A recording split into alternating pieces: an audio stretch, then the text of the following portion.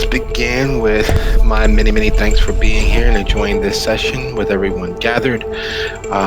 This is For the Record, In the Shadow of the White City, Season 2, Episode 2, Magical Double Number. The title of today's episode is Just Strive. When we last left our troupe, our core members of the growing coterie of Dolton, they had managed to escape the tendrils and ramifications of a chaotic moment partying with the Chantry. Dami made away with a encrypted and secured external drive. Everett made away with thoughts and ramifications of the actions taking place. The fact that a high, though not excessively high, member of the Chantry was able to unmindfully utilize deep, dark, and dangerous magics in such a reactionary manner has troubling precedents. Sharing that information offhandedly leaves Abner in a most precarious of situations. Being able to do away with blank bodies, being able to control them and mitigate their actions takes on a decidedly different tone, with them being able to pull, draw, and sustain themselves on blood from a distance in such a grievous, graphic manner.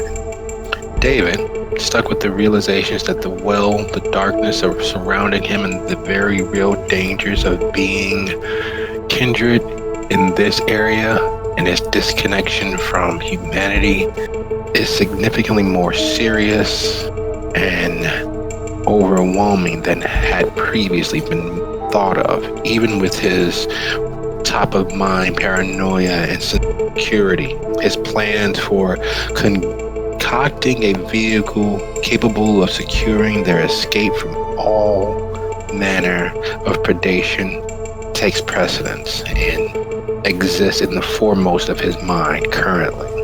Having bedded down at Everett's, would everyone be so kind as to go ahead and roll your evening's waking, your rouse rolls?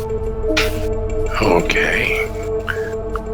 Well, it seems the beast and fate has things in store for everyone. A small twisting of that ever-ready blade of internal danger and need of a rouses in some and in others lulls to the side, only as hungry as it had been upon dying for the day.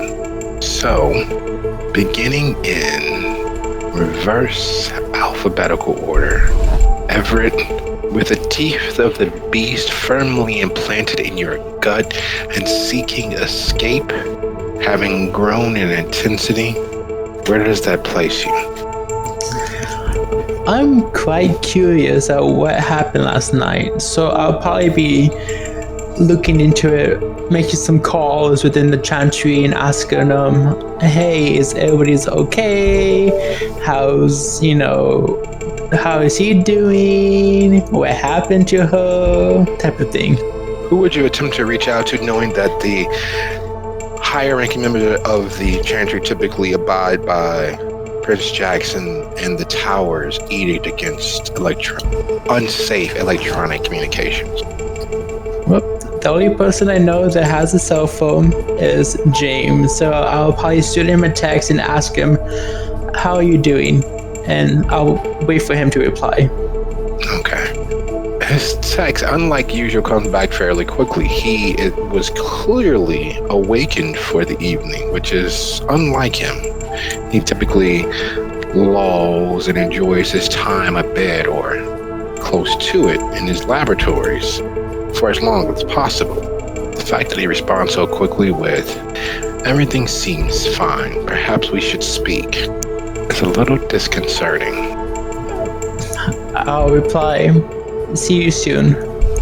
But of course. Now, with your attempts to contact your fellow warlocks and witches and practitioners, specifically your maker, hunger-wise, with the beast very closer to the surface than it was, where does that place you? Well, I try not to, be hungrier than what I'm usually. Blah blah blah. I try not to be hungrier than what I'm usually used to. So, depending on where we go, it'd probably be a good idea to take a snack or take a bite before we meet. And usually, what do we usually meet? Probably at the club, right? Yes, he likes the Harmony for some strange reason, though it's worker day, everyday decor doesn't particularly appeal to you, nor does its growing success and its pull of allure to the younger kindred who flock by the handfuls of the place. It seems to be its owner and master of ceremony seems to be vying for the now vacated position of Von Evan. Let's see. I could take a snack there. Is the domain free to eat? There's no embargo against feeding wherever you can, and as of yet, there hasn't been any negative reaction to kindred feeding on the premises, provided it is done with some decorum, meaning that you keep your nose clean and you don't abuse the largesse. Yeah, probably be a smart idea too. Well, seeing as how the SI has been a bigger pain in the butts lately, well, it might be a good idea to call one of my homeboys as well. So, I could have one of them stop by for a quick bite. That's not bad. So you can arrange a meeting of your very willing, able, and often far too enthusiastic members of your herd to make a visit to your home or meet you at the Harmony. To visit my home. All right, sounds like a plan. So, as per usual, would you go ahead and make that roll for me? And while you make that roll, sliding right along, David, you've awoken in places that were not your own far too often in the last few months. There's a very front of the mind realization that you are not able to check your security cameras, that you are not surrounded by your everyday finery and memories of the past, that you are not on some secluded road or out of the way driveway.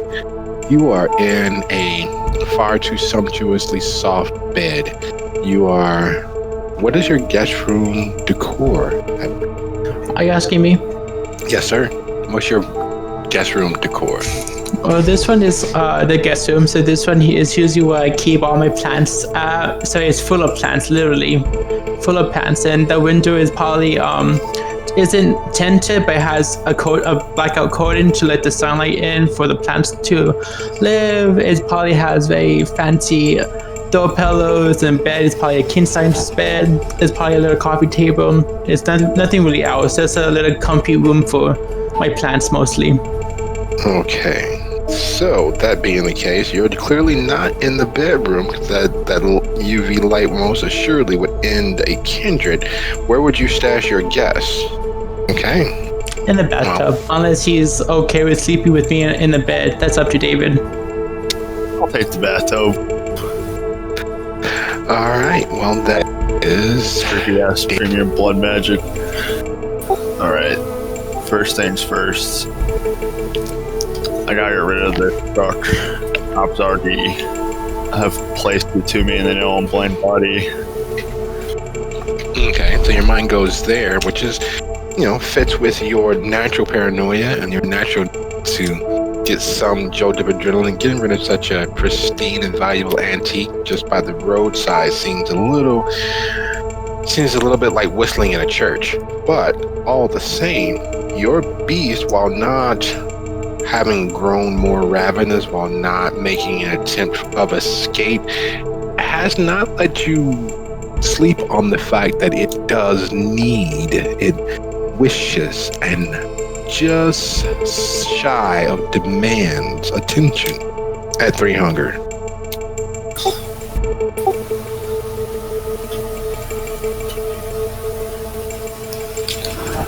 I shall drive down to the old watering hole for the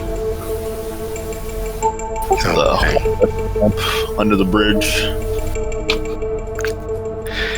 Every time you say that, you make me think of. Every time you say that, you make me think of Red Hot Chili Pepper. But all those thoughts abound for me as you creep down to one of the many tent cities across the city. One of your favorite, actually, as far as things go, because the denizens there imbibe and inure and anesthetize themselves to the cruelties of the world around them in every way they can. It gives them the opportunity to be. It gives you the opportunity to sneak amongst them quietly like a shadow given life. Would you be so kind as go ahead and roll hunger? Do you have the methodology already saved? Your predator roll? I think so, yeah. Stealth plus dexterity, right? I mean, one quick second. My electronic cheat sheet didn't quite open. Sorry. Sandman. Yes. Freaking specialty. Yeah. All right. Well, barring that, it's taking forever. It's dex and stealth. Right. Rolls abound, and while that roll takes place, and David sneaks out of Everett's hospitality, heading to make sure that he is properly satiated. We turn our gaze to Abner. Now, between those choices that were offered of Everett's kindness, where would he have chosen to alight for the day? I'm sorry? Given the choices outlined by Everett, where would Abner have chosen to alight for the day? Where would he have chosen to die for the day? Can you repeat the choices so I can remember? I'm Everett. You can sleep pretty much anywhere except for the spare bedroom, since, I let the sunlight to come in. You can sleep on the couch, you can sleep in the other bathroom, the that's closet. what he said. Okay, yeah, the couch. It's not the first time that in his days where Abner did not had to make do with sleeping wherever he could, sleep as catch can. Dying for the day was not much different, and so he died for the day on Everett's couch, meaning that he awakens in Everett's living room. Yes, and it's just a sandal couch, probably black.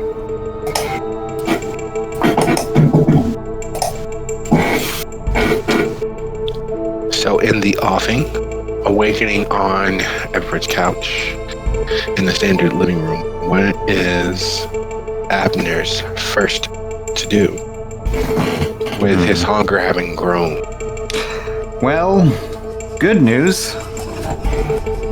It's only hunger 1.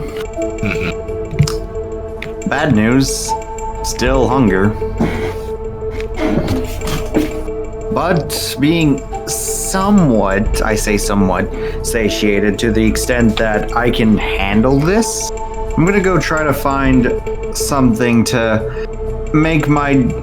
help make my job as a hunter easier. I'm gonna go try to find a crossbow. Okay. That being the case, would you still kind of go ahead and wits plus streetwise, and your target number on this is going to be a 4, because you don't want just a crossbow. You want something with enough power behind it that it would easily and quickly pierce. Can I attempt to use my contact in order to get this? Yes, add your contact dot to your roll. Alright, good, because, oh boy. Gotta blood surge this. $5 as I fail. Huh. Well, that's first. Watch the Volvio fails next. Oh, the other one's gonna fail, though, 100%. Let's see here. Together, that would be 7.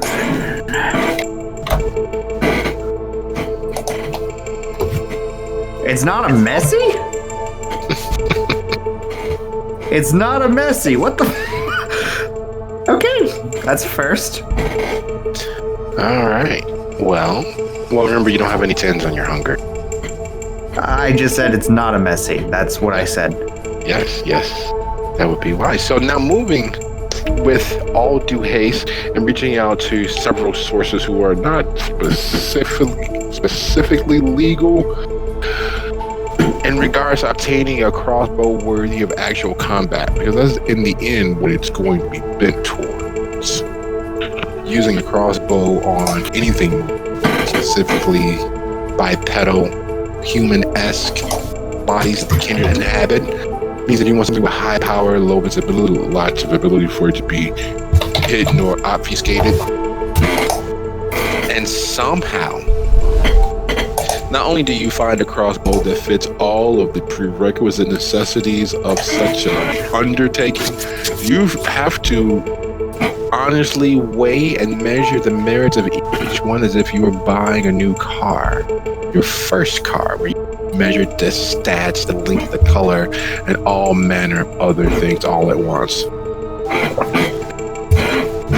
You have your choice of roughly 5 to 6 different crossbows. There's a would-be crossbow, but it's made for lawn darts that's been modified, i.e. it is large enough and compact enough where it could fire lawn stakes, well, tent spikes, basically. All right. And the others? The others are all good. A few of them are borderline great, but that's the problem. They're all within a range of each other in terms of quality and purposes. Some are slightly better at being hidden, some are slightly better at a little bit more range, but otherwise they're all combat ready, which seems highly unusual to say the least. You would expect it 9mm, maybe 45 or 38, but you were presented with combat-ready crossbows. Which one has the longest range and can be used to launch stakes? That would be the last one. It is a model that has been refurbished. It was used by Catholic huntsmen in the countryside somewhere just south of Paris. It has been passed down from one hand to the next within this patrilineal line, and they fallen on even more hard times recently and ended up here at an illegal wholesaler of armaments. I'll take that crossbow. Quick question, what's the damage modifier for this particular crossbow, if any? Using the armaments given, it's a +2. Alright, just checking. Not the best, but at the same time, it's long range. It's 6 die, and and it's more effective at launching stakes, so that's good. Yes, you have a weapon that has not seen the light of daily usage in some time, but has managed to be upkept. Alright, now to start making a bunch of stakes. Alright. As things settle out for the evening, you falling back to your apartment for a wholesale compilation of fervent and feverish activity in building and constructing stakes. Would you be so kind as to go ahead and roll your dexterity and craft for me? Can I use melee instead, because melee is used to make melee weapons? In this case, you're taking not necessarily weapon grade material to turn it into stakes, unless of course you want to spend the time to obtain such thing. There are 10 stakes and such already created that you could modify to use. What was the dice pool again? Dexterity and craft. Of course. Alright, blood surge. That's what I thought. 3 successes. If it's a failure, it's a bestial.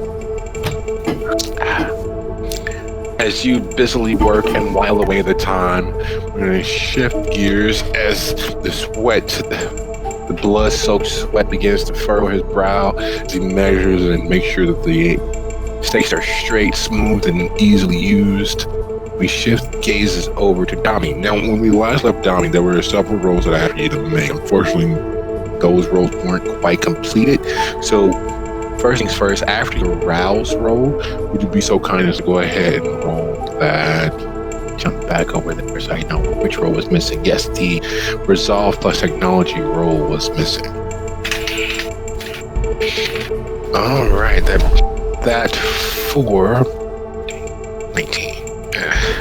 All right, so you are short of the total goal. Some areas Dami was significantly better at than others.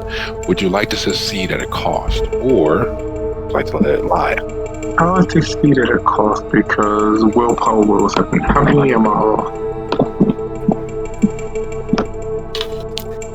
Your total goal for breaking the government encrypted drive is actually 25. You need 4 minimum on each roll. Which actually would really be. There's no way I'm gonna hit minimum 4 on each. That's not gonna happen. So yeah, I'll succeed at a cost. Were you able to hear me? Yep, gotcha. Give me one quick second. Okay. That being the case, as Dami works feverishly and fervently and applies himself until he dies for the day when his beast wakes him like only it can, being the only alarm that cannot be snoozed or ignored completely. He realizes that the programs and apps that he set to work while he died for the day continued on their way, and he has 4 successful full-fledged copies of the drive as decrypted as possible. He had broken a top flight, top security clearance drive. Now it's a matter of putting all that information together and finding its goal, because the truth of the matter is, it is staggered and stacked. There are names, there are addresses, there are geotagged locations, there is arming reports, which may seem to make no sense at this particular moment, and there's a name, too, actually, that stand out above all else. Olamide, and a would-be well-known anarch who worked not only with the family, the Samdi of Dolton, but also with the many unaligned throughout Riverdale and Dolton. In fact, you know for a fact they've thrown several parties at the Queen, at Harmony, and you also haven't used your brother's services to arrange parties and bacchanalias that have fed many, and everyone managed to leave safely. Elias. With the information in hand, well, the wealth of information there, what is Dami's first action? Because the beast is crawling closer to the surface. Generally speaking, insight roll required if need be. What is the fastest or direct route to Elias?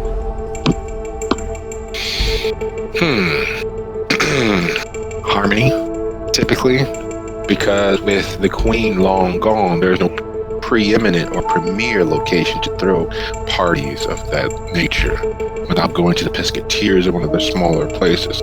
Queen security would be a risk, a chance of things going far more astray.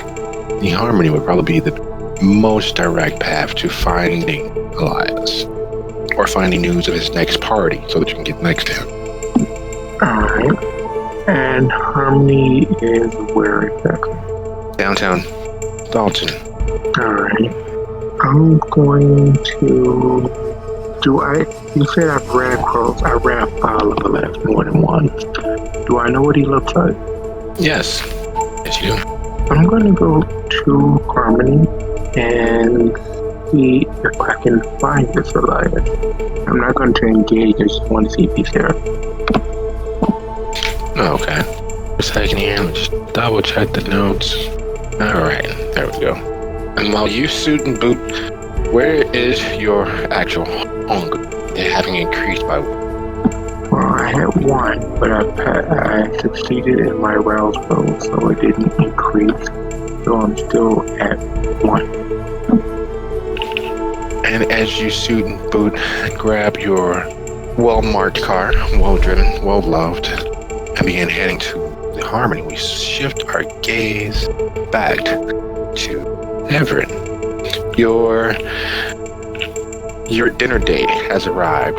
You've meant to satiate yourself. Now, are you going to overdo it? Are you going to indulge to the point of no return?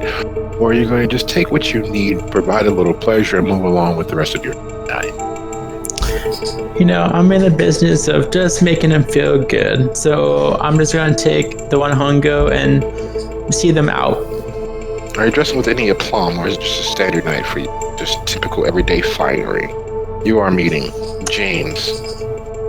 Yeah, if I'm meeting James, I'm going to dress up a little bit nicer. Probably in a really nice dress up, and some slacks and some nice shoes, but nothing like last night. I probably had too much jewelry on to show them, hey, I'm a member, but probably less than my jewelry to my usual capacity. Okay. Making your way to the Harmony, dressed for the, not quite the 9, but definitely a little bit of a higher standard than the everyday finery that others consider everyday casual attire. You find James in his typical seat, roughly mid-bar, sipping lightly. And as you enter, instead of his usual nod or handshake, he actually stands and gives you a hug. And when he does, he whispers, "Have a care. Speaking code. And we'll leave together." And he sits back down with a smile on his face. It's just always a pleasure to see you, especially after last night's fireworks. Sorry, quick question. Can you repeat that? Sorry. He whispers in your ear that speaking code will take a moment and then we'll leave together. Okay. After he said that, he said, yeah, I couldn't believe how big of a spark it was. It was such amazing. It was a brilliant show. It was surprisingly more than I expected. In fact, surprisingly more than most expected, especially given that particular artist. Such everyday, low-level, up-close entertainment, one would not believe that they were capable of such a huge showing. And they did it while drunk as well. Isn't that hilarious? It is. I had no idea that they were as drunk as they were. I knew through my means of speaking with as many of the talent as you can. You never know when one could use a good entertainer. But yes, and he touches his stomach and, I believe that the wine may have been getting to me. Would you like to take a walk with me? Maybe that'll help the digestion. But of course. And as you all stand to leave and move out, you see Monsieur Osei's car pulling up. And with that, we'll shift gazes yet again as Everett spots Dami's arrival, and David slinks and skulks amongst the homeless and inebriated and downtrodden, the cast-off denizens of Dolton, visiting once more the tent city to satiate himself of his beast. 3 is not as hungry as he has been. It is roughly at the midpoint of the maximum hunger he has ever experienced, but is definitely higher than usual. In fact, so much higher than you. Will he give in? Will he take that last drop? David, did we lose you? I have a cat who's lighting heat, trying it out. The cat has spoken. You are not allowed to talk. That is all. More like she wants to go get freaking knocked up by some tomcat. The appointment's like 4 days from now. I don't. Been neutered. Anyways, you repeat, sorry. No worries. As you slink and skulk amongst the homeless denizens of Dolton who have made the tent city as close to home as they will probably ever get, you find your victims. You find someone or something to satiate that need. Now the question here is, as it always is in these situations, being as ravenous as he is, being as starving as he is, will David give in and satiate completely? Or will he fight that urge and drink just enough?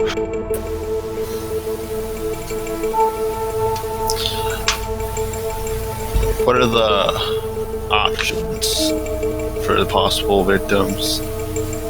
Oh, Who's the most isolated? Well, you have your choices. And as filthy as they are this particular evening because of the most recent storms, it was a little difficult to discern real facial features, especially amongst the sleeping.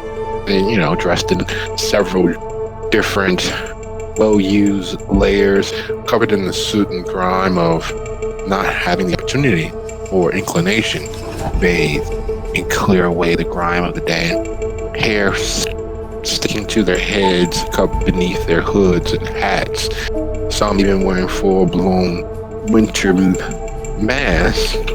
The choices are whatever he wishes at this point. One is as good as the next. There is no discernible difference between any of the denizens except for age. They're all gross. All the coin, I guess. Or two.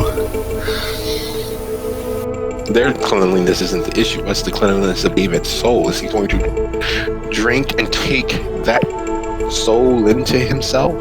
Or is he going to attempt to sip lightly at this well of darkness? Just a sip and get out of here. I don't need, them starting to notice and move. Okay. Sipping as lightly as he has been to do since time immemorial at this point, David takes his fill. Now, with the situation being as it was, you did not make it to your UPS store postal box the previous evening. There was a need to get into the city, and the need to get to Everett and get with him into the city to the library, the W Hotel for the Tremere gathering. That means you haven't checked your messages for if there has been any parcels delivered. But at the same time, you wanted to get rid of and dispose of a truck. Now, a truck this old, even with a basic antique buyer, could net some real lucre. Or you can just get rid of it. I would like to get some more discreet wheels with the money I get from this. Something that blends in, doesn't maybe stand out from every single other car. Okay.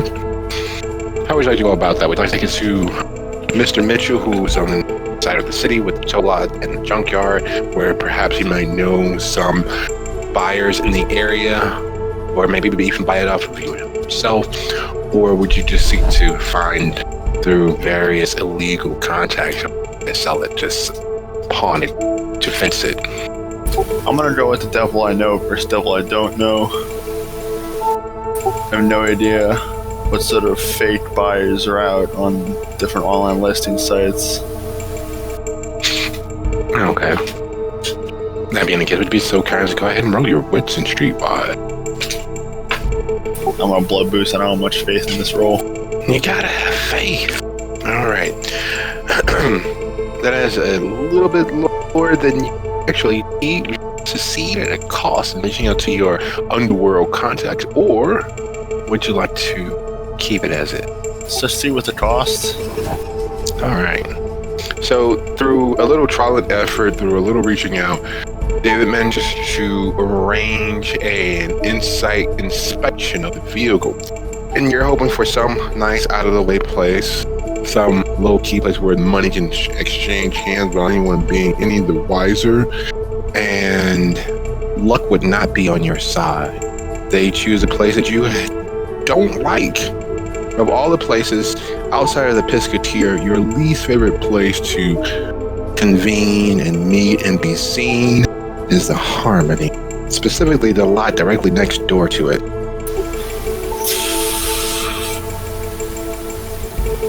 I really need to get rid of this thing tonight and be trying something different. Alright, so expedience takes precedence over the natural paranoia and the dread that begins to coat your blood.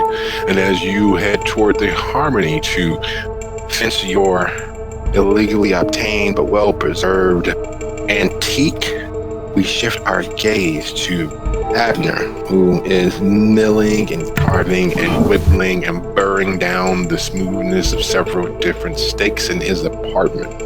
Now, of the easily 10 that he's managed in the last hour and a half or so of being home, 3 meet his very experienced appraisal and approval.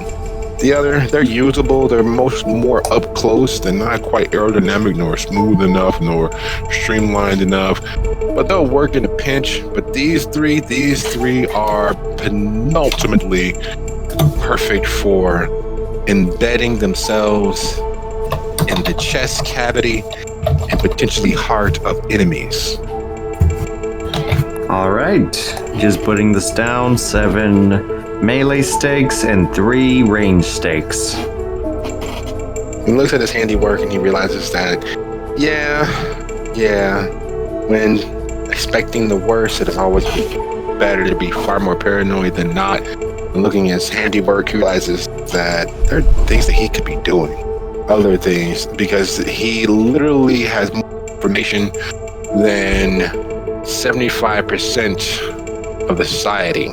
75% of SAS agents, 75% of First Light, Searchlight, and Blacklight all at once. Because not only does he understand there's a difference between blank bodies, meaning the ones that turn furry and look like bears, well, archaic, ancient bears who are able to tear through steel doors. He understands that there's a difference. He has firsthand gossip and knowledge that there's a difference between those two. There's a difference between the blank bodies, such as himself, and the ghosts and spirits. He understands even more so that there is a difference within the blank body specifically amongst kindred. He knows their vernacular. He knows their terminology because he's been exposed to their community and their society. And worse yet, he knows that there are degrees to this shit.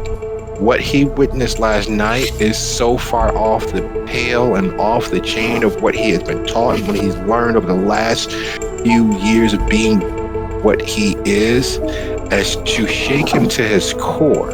Someone completely out of their mind was able to tap into magic that they shouldn't have. So much so that those who can do that magic were surprised. I pick up my phone and dial my contact in the SI. Your partner answers.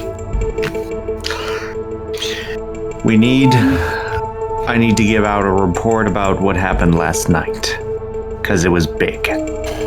It wasn't that big. I gave your associate, who was caught on camera at the Abandoned King, a warning for you.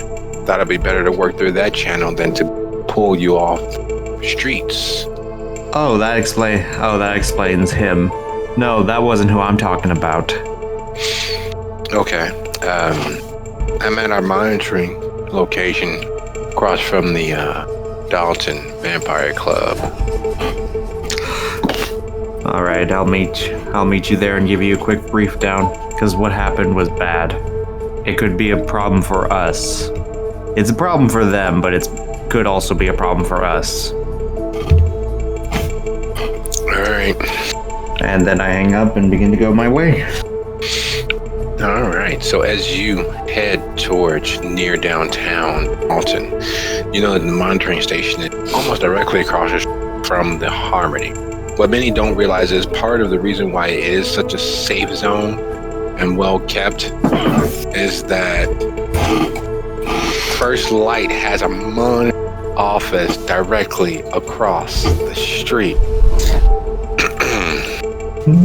And that we switch to Dami. You ease to a stop in front of the Harmony. As you go to get out of your car, did you bring any of the drives with you? In my glove box, I leave one. One of them is on a external that I was working on in the clean room. There's the main one, and then there's 2 more that I have in my safe.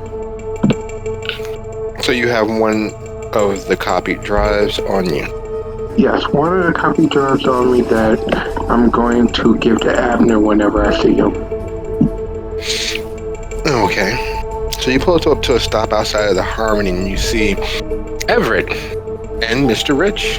Mr. Rich is, again, one of the notable members of Upper mobile society, and also one of the people you saw last night at the party.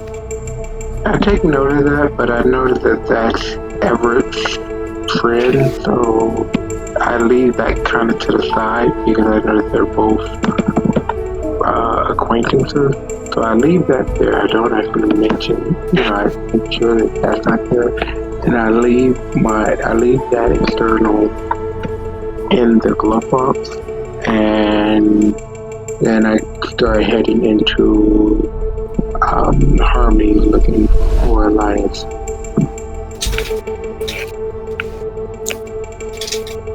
Okay. It's a little early for us, but let's take a quick 10 minutes and be back at 17 after. Okay. Ooh. Even with it being a little early, this has been a very interesting so far. I feel like they're gonna blow up the place pretty soon. Oh yeah, probably. And the whole we can't talk here type of thing with James, I'm like, oh shit, he's gonna tell me something interesting.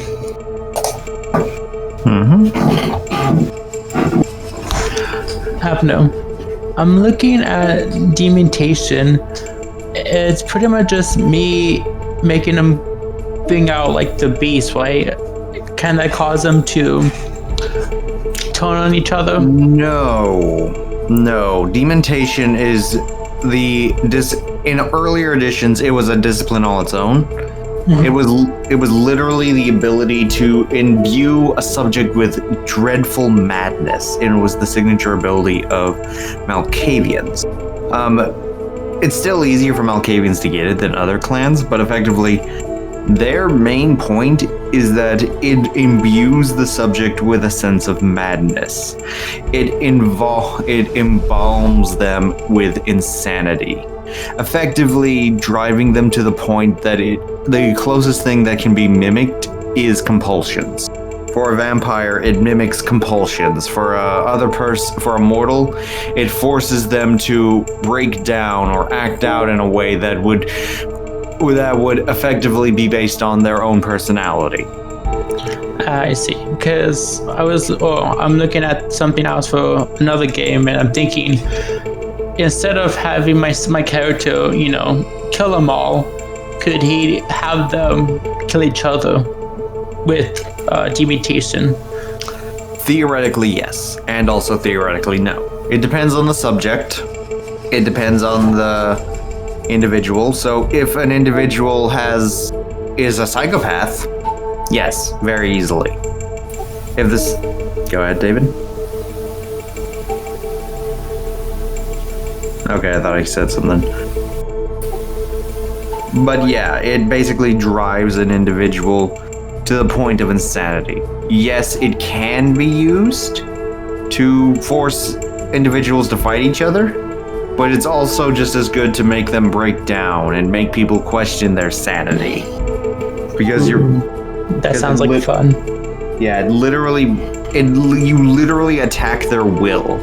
And if you manage to deplete all of their willpower, they lose. They straight up just end up becoming they end up experiencing the peak of their madness.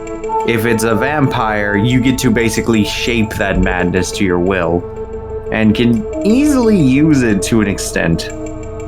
Like, for example, afflicting them with the harm compulsion and then running the hell away. The harm compulsion, if you run away, they are still forced to harm something. If they have allies nearby, they'll attempt to harm their allies, whether physically or socially. David, are you trying to say stuff I don't know? Because your thing's lighting up and... Wait, what the fuck? Huh. How long am I muted? It was a cat. The cat did this. The cat did this. Evil cat. You've been out the whole time. Time. Pretty much the whole time. I swear he responded to things I said, though. What did you say? The stuff about going to, Well, first to get rid of that car, and then to go to feed, and then end up going to harmony. Oh no, I thought. Oh, during the conversation about demontation is what we were talking about. Oh yeah, so I was trying to add. There's a cool demontation power for V20, where you can basically feed someone information they can't tell it back. They'll say it in complete muttered gibberish, even if they get dominated. Glorious. I know that a lot of people liked Eye of Chaos. Wasn't that like one of the top, like the popular powers of demontation in V20? Probably. I think it just like it extended the madness to like a gigantic area, like a few miles or something like that. Probably. Or get permanent permanent derangement. I don't remember which one. One of the high powers does that. Point is, demontation, very fun for causing people to question their sanity. The only thing... Oh, sorry. Go ahead. Oh, sorry. They should have just, before Rhinos were a thing, I think Malkavian would have fit more to have chemistry than Ravnos. Making, like, bullshit that is not real. Before someone's very eyes. They could probably easily learn it, right? Since it's obfuscating presence. And now they can, yeah. It was out of time before. I'll be right back. I'm gonna go get some food. If they take like Osiris or like Scene Queen, they just have presents, I think. You get presents for free if you take Siren or one of the other ones with presents. They take a social one. Yeah, but the problem with that is you still have to spend 14 experience in order to get the second level. Yeah. Yeah, you can get the first level of chemistry, I think, from character gen if you wanted to as a Maltavian. Yeah, but then you need a lot more experience, like you said. Yeah. Anyway, I'll be right back. Oh, yeah, I did that with my Malkavian character, so technically I can learn chemistry. I just have to, spend the points for that. But if I'm trying to mainly, I really want to use demontation, I should probably get to level 5 for mass manipulation, so it could be easier for me to use to that whole groups, under my influence, rather than having to do it individually. Still.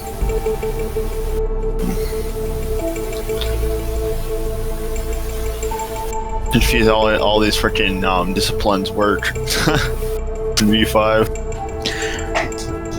I know I'm reading demontation, but I'm also reading radicalization.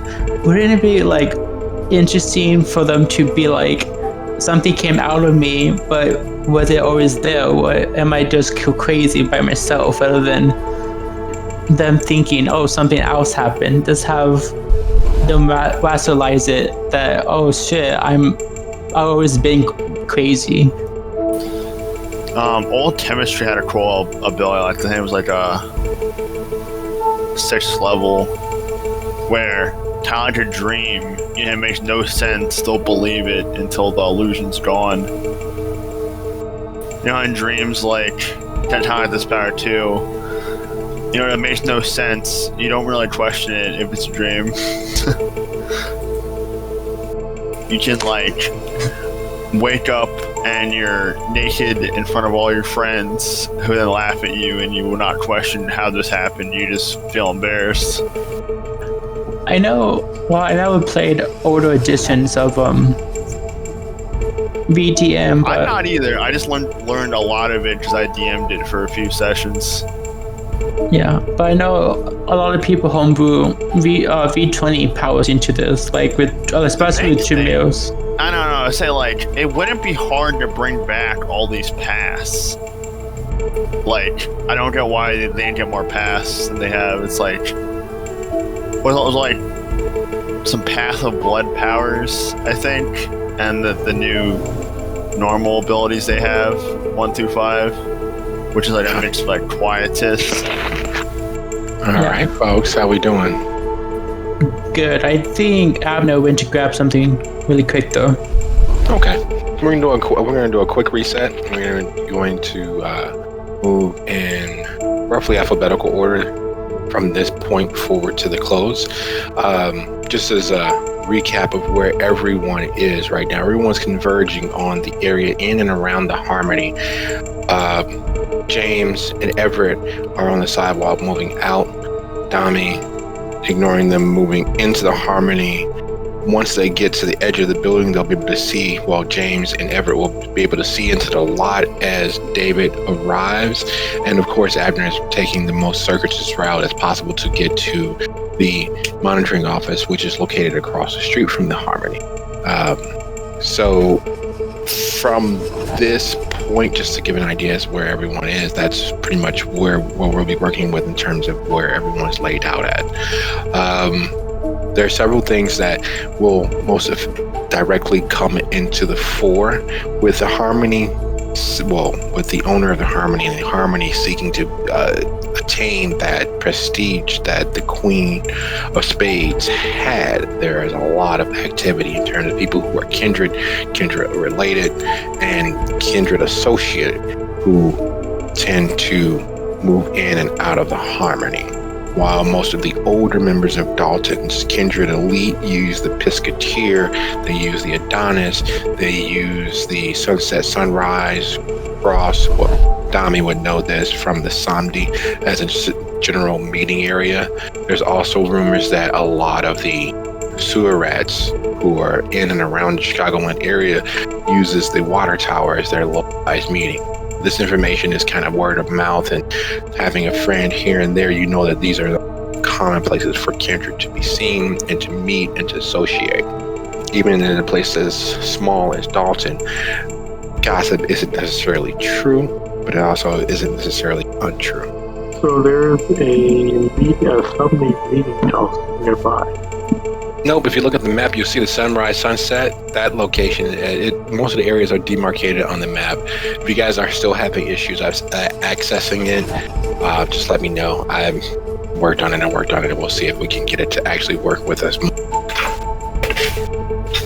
Any questions while we wait for Abner to return? Not particularly. Okay. Does James look worried? Significantly. He hides it well.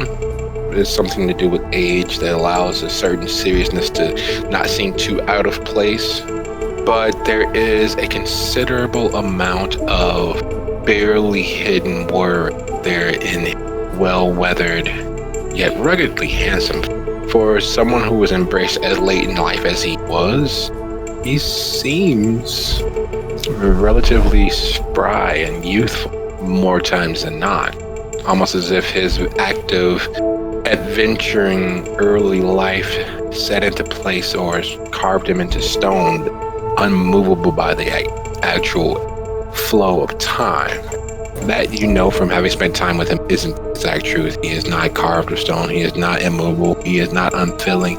And based on last night's, with him haranguing and harassing the Chantry's sheriff, the most recently rewarded and promoted member of the Chantry of the Midwest, he clearly has something on, something cooking, or some worries that haven't let him rest.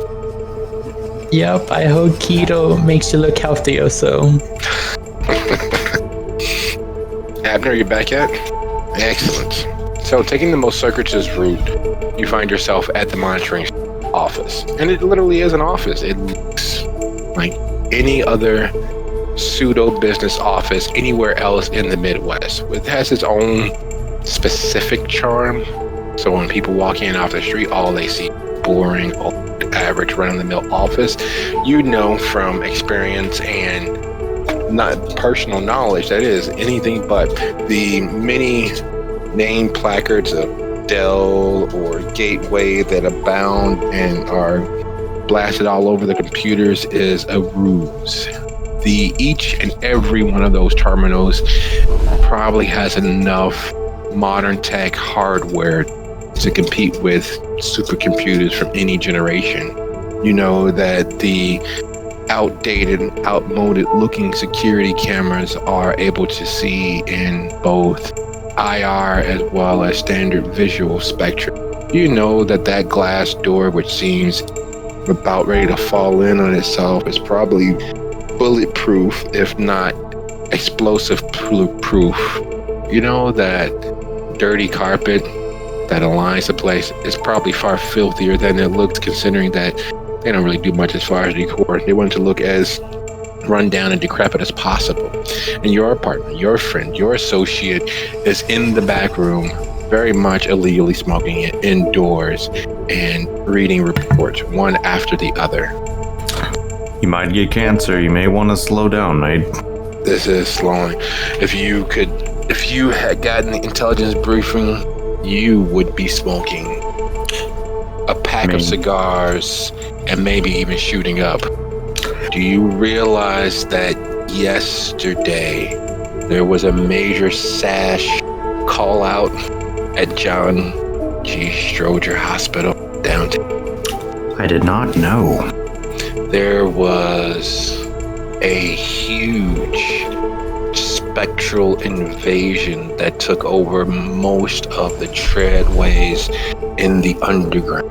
The area was locked down, and yet we managed to lose 3 SASH members in the exchange. One of the Thea's houses in Chicago exploded. It was a fail-safe protocol as they cleared out. This was one of the Thea's houses that actually are Mark III. They are dialed in. They have intelligence reports. One of the not quite used, we're running point. A member of Thea's, their HR person, disappeared from the explosion. Oh, that's interesting. Yes. On my end, though, I encountered something that I haven't encountered in a lot, actually ever, in my entire years as a blank body. I wish I could smoke and actually enjoy it. It was so weird. Weird how? What's going on? So those annoying creatures, the Tremere, have this weird hierarchy thing where they can produce blood sorcery, and they only teach certain members at certain levels. So they have a meritocracy in place? That is unusual from what you told us. They're all selfish and self-absorbed. They don't do teamwork. This clan does. But that's not the weird part. The weird part is that one of them entered a frenzy. You know, that state that I told you about, that you lose control, you let the inner self go? Yeah. We cleaned up enough for those messes lately. Yeah. Well, instead of going the whole usual 5 yards, this one performed a massive spell. I'm not liking the sound of that. She pulled blood from every single kindred in the room and put it into herself. It forced all of them into a frenzy. I'm really liking the sound of it. It's not supposed to be possible. And according to one of my teammates, she wasn't supposed to know any of that magic. It was too high level for her rank. And here's the linchpin in the entire problem. One of her bodyguards, one of her entourage, had a sash badge on his person. Or, well, hang on. Backtracking a little bit. It was the flash drive that had the sash, right? Yep. Okay, just double checking. I misspoke. Backtracking a bit. One of the entourage had sash intelligence with them. Luckily, my group managed to get it. Oh, fucking hell. Yeah, it's bad. Alright, so I'll get them moving on a lockdown to find out what information is missing. Do you have an idea the identification code? Because we've had 3 alerts over the last 12 hours as to... Unfortunately, one of my entourage insisted on copying the flash drive. However, I'm fully aware that he's not going to leak it. The problem is I don't know what of those Tremere already took from it. I'll have the identification code here in a minute. By the end of the night. All right, keep your nose clean, stay low. Things are getting really, really hectic. There's supposedly... No, never mind. It shouldn't affect you. It's still in Chicago. All right. You be safe. I'll send her your love. You better. And as you slink and ease out of the office, you see David across the street in the parking lot with 4 bristling, burly men who look very much like the sort who would rob their own grandmothers. Without going out there immediately, I blink, I sigh, and then I walk out. When you get to the sidewalk before crossing the street to intercede and see what's going on with David, you do see that Everett and James are moving south along the strip, away from the Harmony, away from David. They've just passed where they could easily view whatever's going on in the parking lot next to the Harmony. And with that, we shift right along. David, it has taken no small amount of hard to make this miracle happen. Most deals take at least a night, maybe 3 to get something going. But you have a buyer and a meeting point and a jump off for this to happen real quickly in a few hours. So even though you don't want to be near the Harmony, you don't want to be where most of the kindred are, because that has been nothing but trouble for the last few nights, last few months, last few weeks. Here are you ease into the lot, and just suspected there's Tim, there's Alvin, and their 2 buyers, which look like muscle. They don't look like buyers. I did not expect 4 people here. Are you guys all here for the car?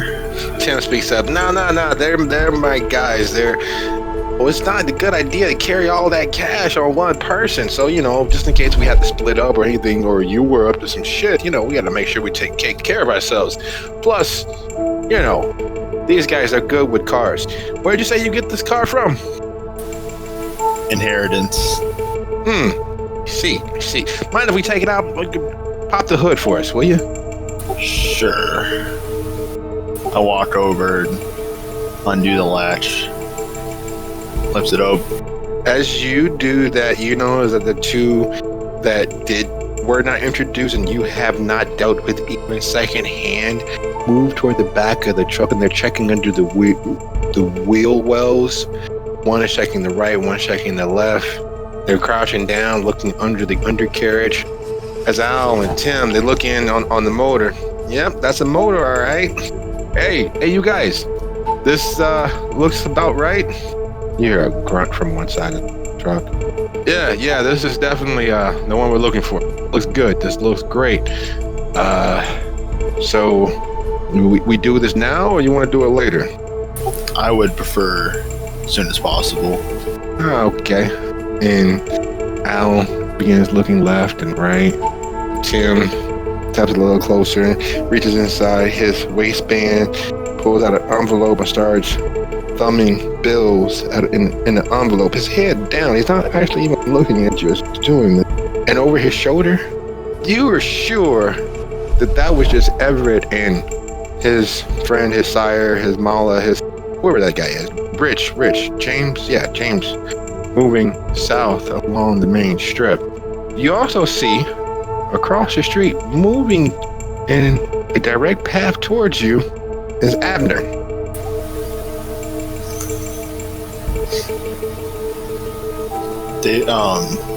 I think to myself, how if Abner's converting mutation, there's probably something wrong. I'm gonna activate heightened sense to see if I can hear anything nearby or anyone. That's a lovely plan. Would you guys go ahead and roll your wits plus awareness? And Abner, would you be so kind to roll wits plus Lee? Oh, I'm sorry. Not wits plus ability, wits plus firearms. Ah. Do. I'm so sorry if this causes you to have a bestial. Oh no, it's worse for you because there's an old saying: the more you know, the worse things look. I'm spending a willpower to avoid that. We both know I'm not letting that happen. Sounds like a plan. And yep, it looks not quite as bad, but it definitely looks bad. You've known these types of the people there very much. Not only do they like the sort to willfully and wantonly rob their grandmothers, they're definitely the sort of people that give snakes a bad name. Your gaze immediately starts scanning rooftops and you're looking for angles of attack that would be mostly unseen and out off the beaten path, and there you spot it. The quick flash of light as the light glints off of the gunmetal gray long arm as I say to David, who I assume probably did something to heighten his senses, because I know David. I would say, get down. I wouldn't say yell it, because he could probably hear me. Is that a fair assumption? that is a very, very fair assumption. You at a normal speaking voice say, get down. David, you actually would hear that amongst the hustle and bustle of the street. And as sleepy as Dalton can seem, it still is an urban environment. So you're accustomed to those noises. Hearing Abner talk to you from such a distance would give you a +2. Would you be so kind to roll your dexterity and athletics if you are in fact going to heed his warning? I am. Would it be possible for me to pull my 45 out as I get down? Yes, it very much is possible.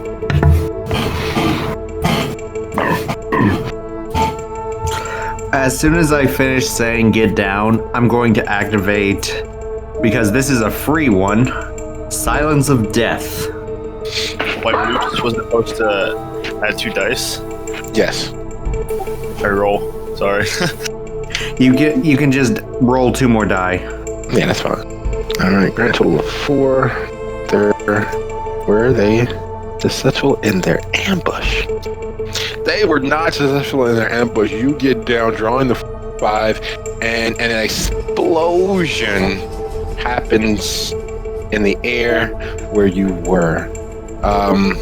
There's always the myth that you don't hear the shot takes you out, but you don't hear the bullet that actually kills you.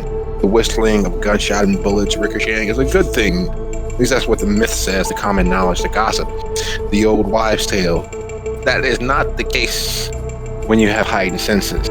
Each shot sounds like an explosion. Each shot sounds like the heavens themselves are cracking open, especially when it's fired from a high-power, long-range weapon, which wasn't fired from long enough range away to be completely invisible.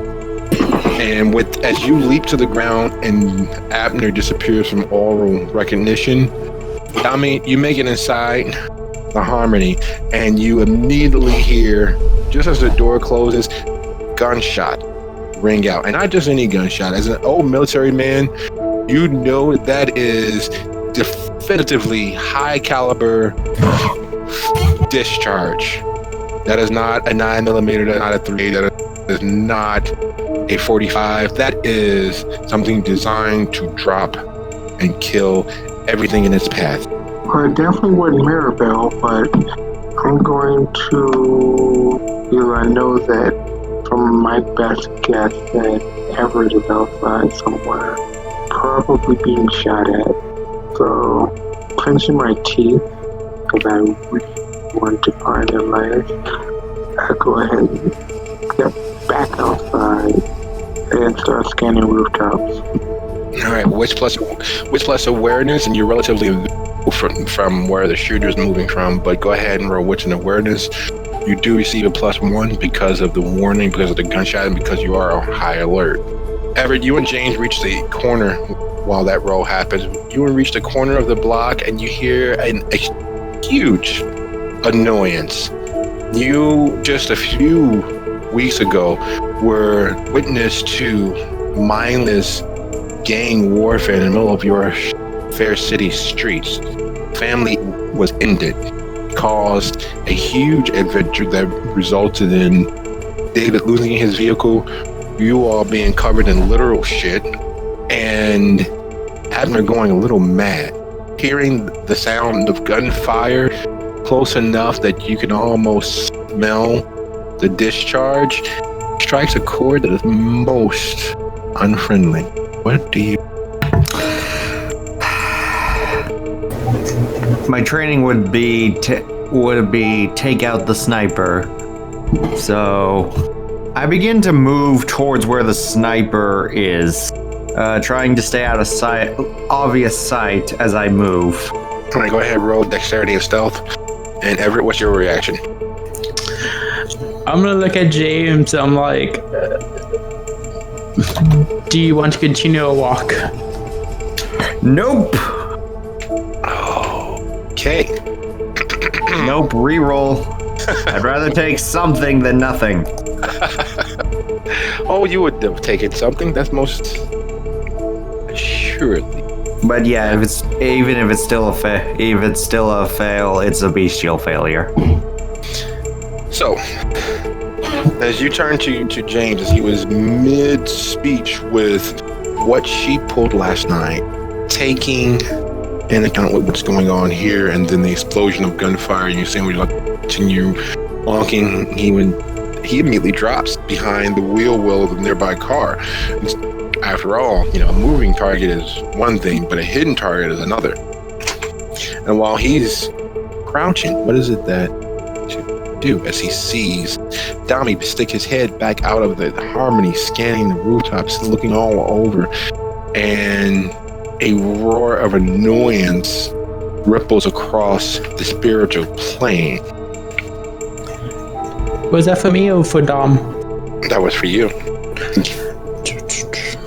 I'm looking at James. I'm like, I mean, we could why don't we just go walk to the near park? I mean, that sounds like something else that I don't really want to deal with. What about you, James? I prefer not, and I prefer not to watch another of us missing. But that being the case, as you make the suggestion to move to the park, sliding back around to Abner, who has leaped into action, literally and figuratively scaling the building, which draws Dami's attention to where the sniper is. At the same time, David, you are aware where the bullet came from, and the fact that Tim, Nalvin, and Tuat, they break away and start taking immediate cover. Like they know where the shot is coming from, and as they fumble for firearms, clearly not to return fire. There's no way they can hit where that bullet came from. So it's just they take their cover is between you and them, not between them, the sniper. What is it that you all do? David first. Who is the closest to me of the four guys? Tim. The guy who probably arranged this. Oh, most assuredly. Can I aim non-lethally? With a 45? No. Yeah. No, it's not the bullet that kills you, it's the shock. And the 45 packs enough punch and enough power that there's enough shock there that most people who are hit with from this distance immediately die, if not from bullet or the shock, but the blood loss. Well, it's a risk I'm willing to take, I guess. All right. That being the case, shooting from the hip, go ahead with dexterity and firearms. Dami, you spot Abner moving with an alacrity and a speed that, well, impressive. Just calling it what it is. There's no way that he should be able to do that and get there as quickly as he seems to be moving. But by the same token, there shouldn't be snipers in fucking Dolton. What are you going to do? I'm gonna converge in the same factor that Abner's adding to. Is whatever it is, Abner is moving with a purpose, meaning that he knows the situation a little bit better than I do. I'm heading in that direction, so I can pretty much cut him or pretty much meet him at wherever it is that he's heading. So I'm assuming that it's on that building. That's where I'm heading. All right. That being the case, go ahead and roll your strength and athletics. And while that roll happens, James, having crouched and listening to Everett, decides against his better judgment of protecting Dalton or getting involved directly, moves from one well to the next until he's sure he's out of line of fire from any of the potential happenings. Stepping around the corner off the street, placing his back against the wall. I'd wanted to speak with you and had planned to have talks about the happenings of last night as well as the information that I found. Fortunately, it seems as the Harmony is under electronic monitoring. While engaging in a bit of playing with my food in the men's room, I found, hands you, what looks to be an LED light with a few additional small wires that could be mistaken for antennae. If they have it on a lockdown, they shouldn't be far.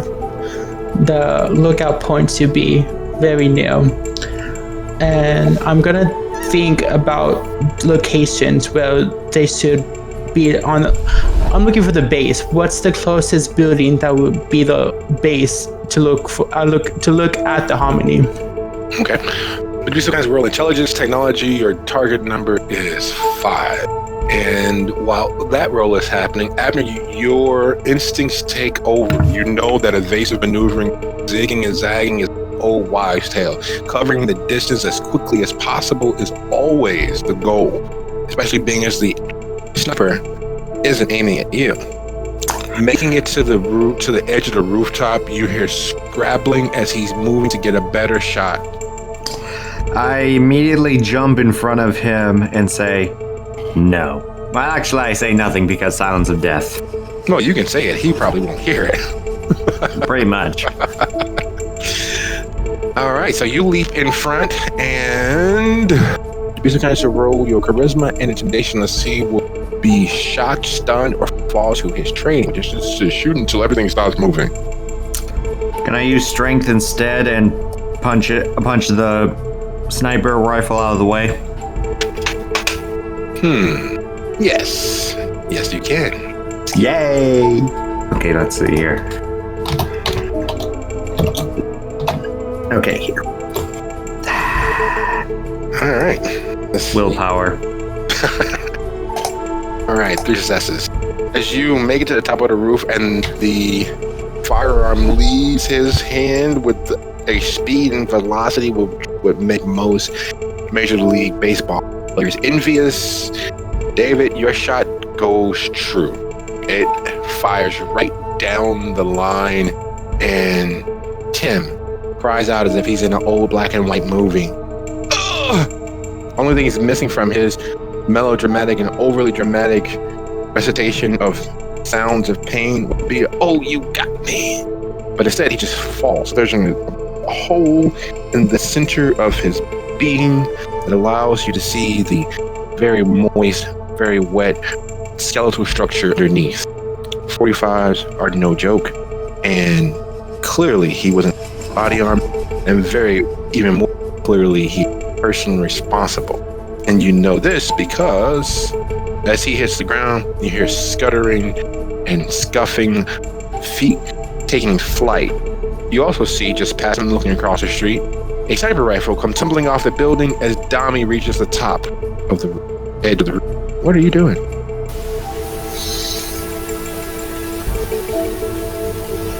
Are you asking me what I'm doing? Yes, sir. Tim falls over with a hole in his chest, screaming pain. He's most assuredly already dead. He just doesn't realize it. What are you doing? You just see a sniper rifle come falling off the roof from where you were shot at. Tommy making it to the top edge of the roof, and the sound of scuffling, scuttling feet moving away from you with all due haste.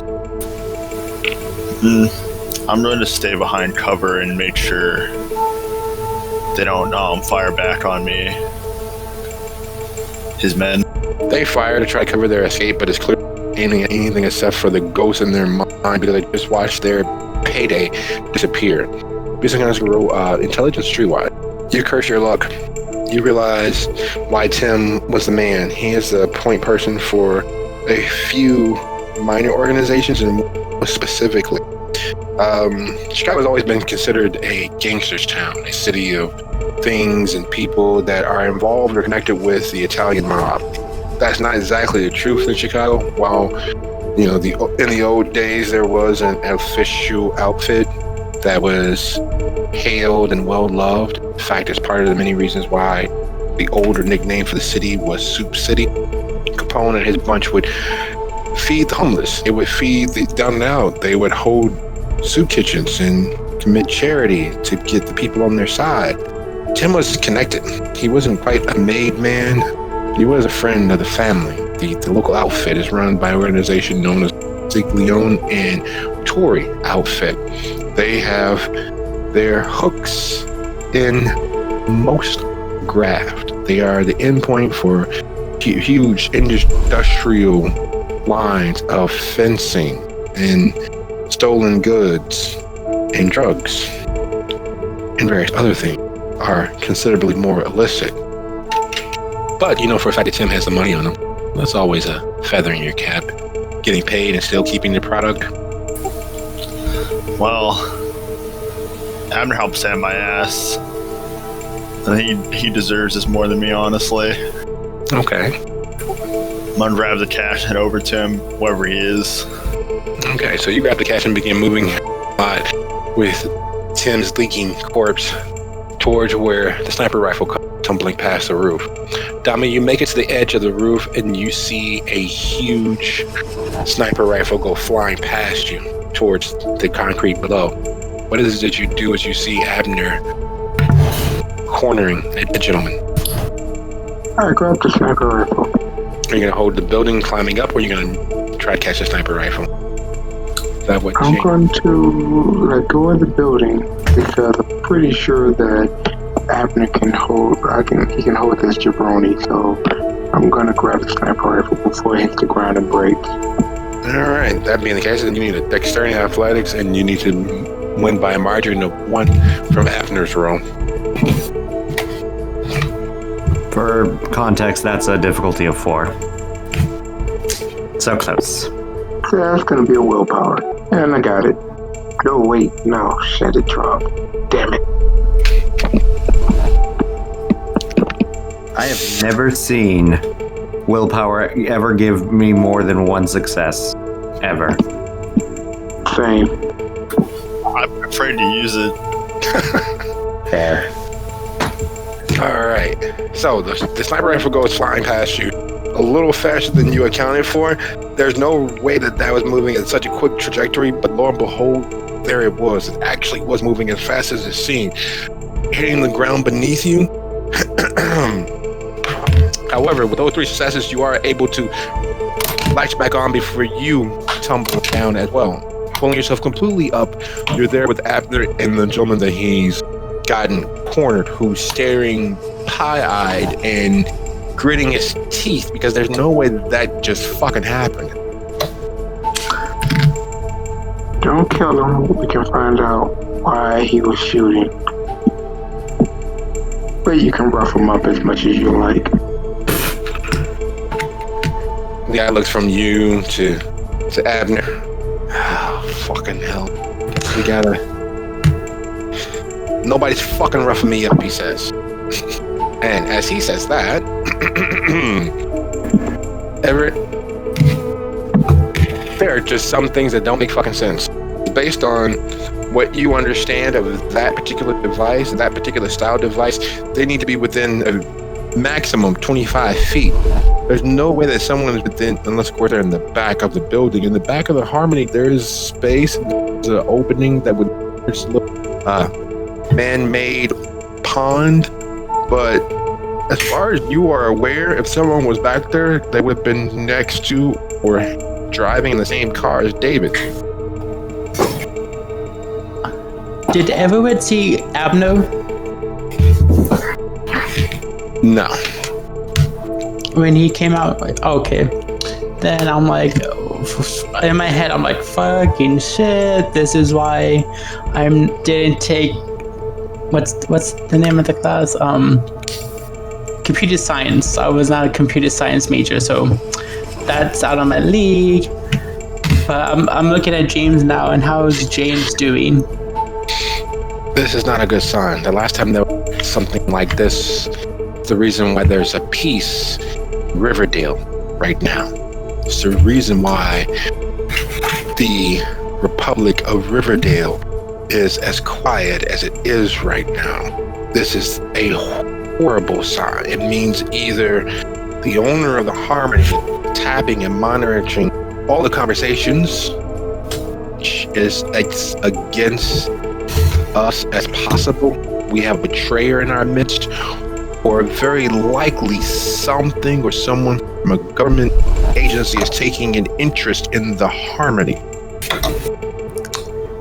In my head, I'm like, ooh, I know who to ask about that. But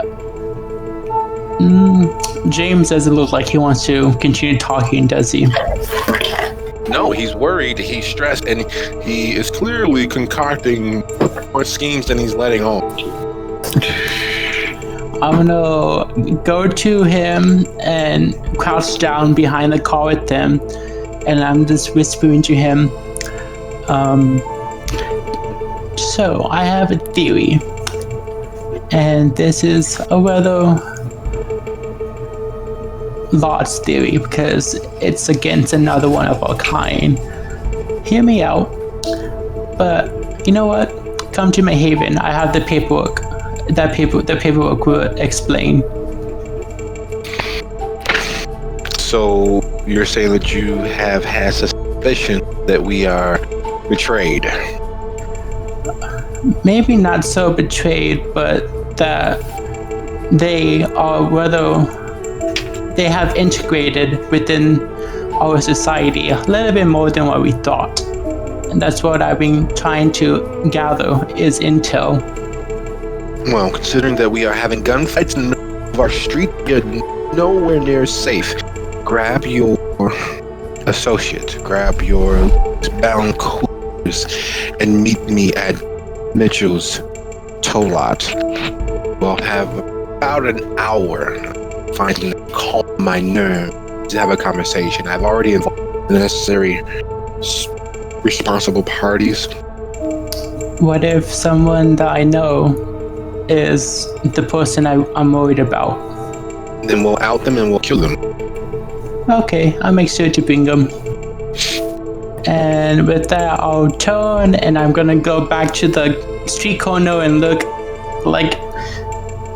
out in the middle of the street, be like, hey, y'all are doing okay? Type of thing.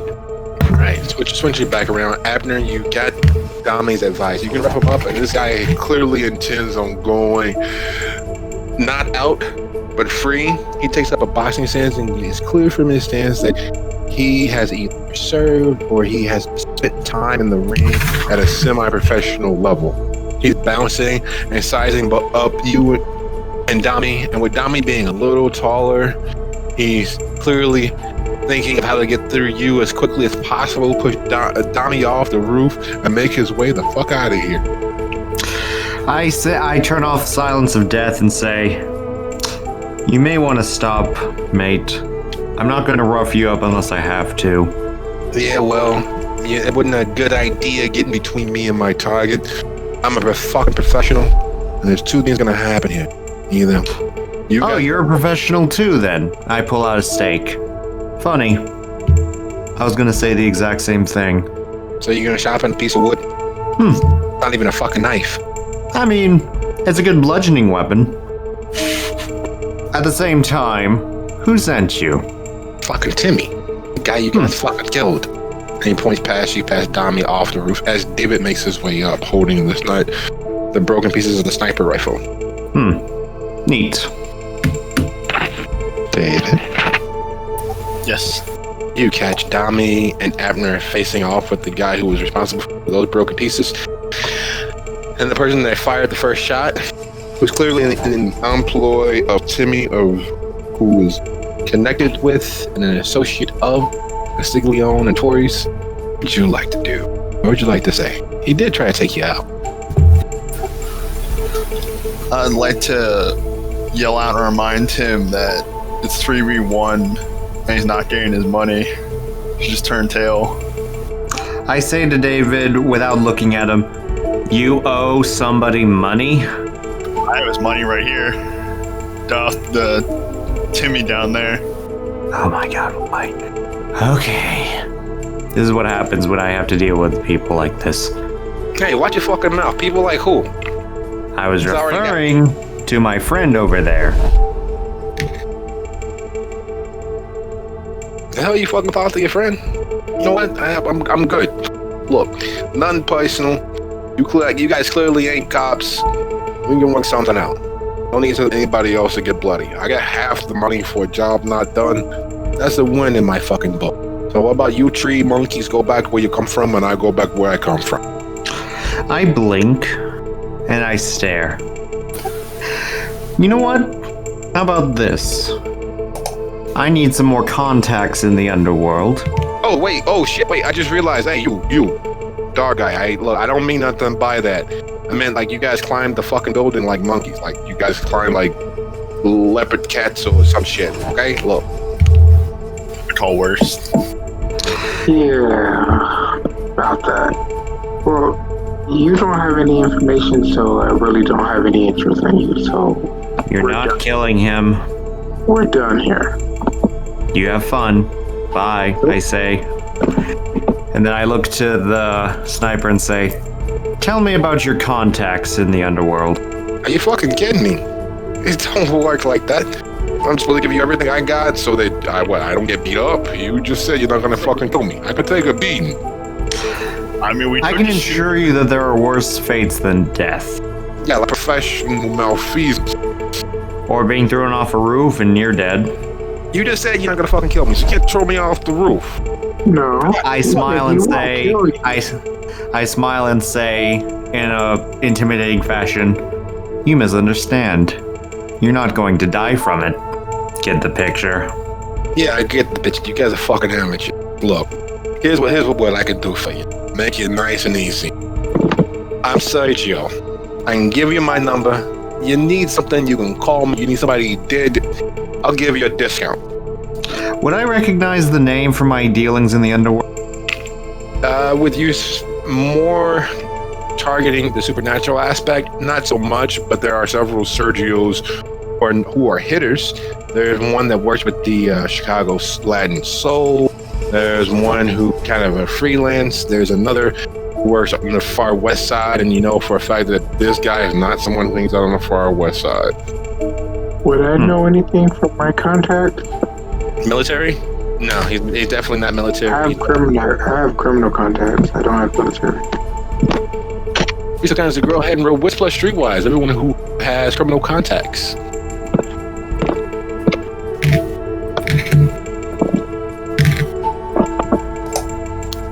My streetwise is near non-existent, so no.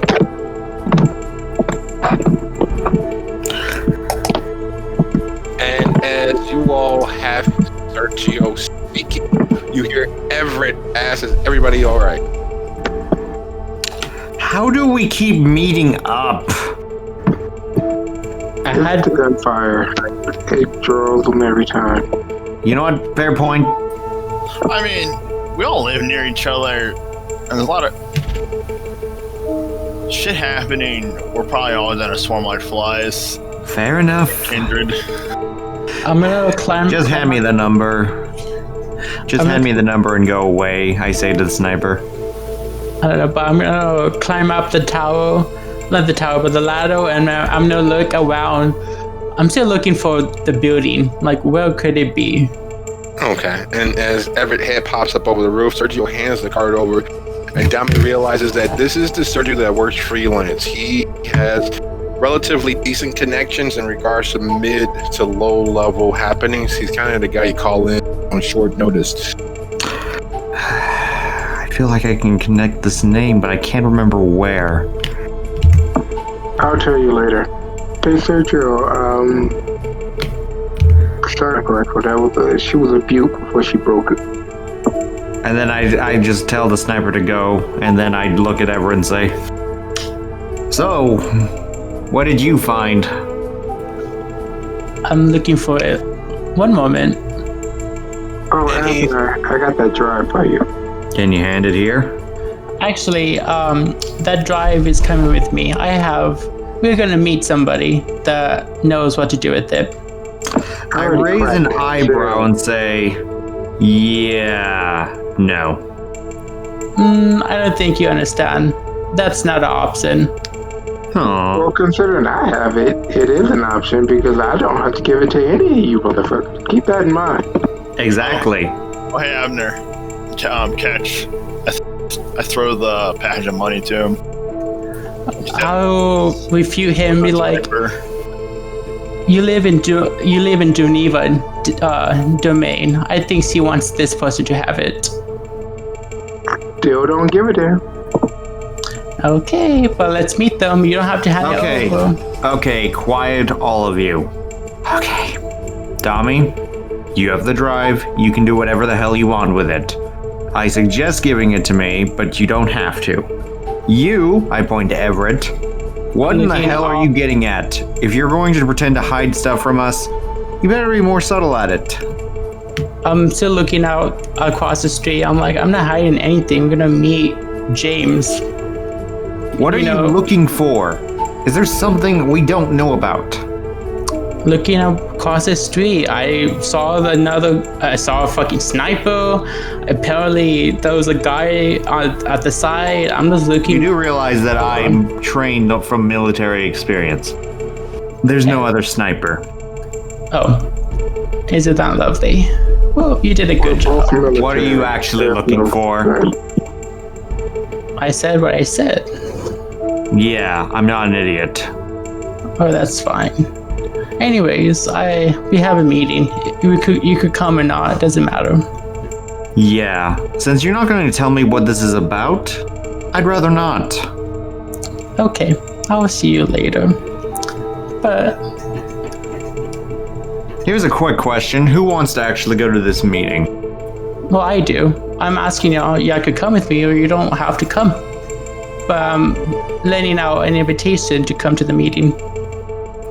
What's the- Yeah, the way that James gave you that information, and the fact that he did mention that you all were going to be meeting Mr. Mitchell, i.e. Dwayne Mitchell, advisor to Geneva, head of their security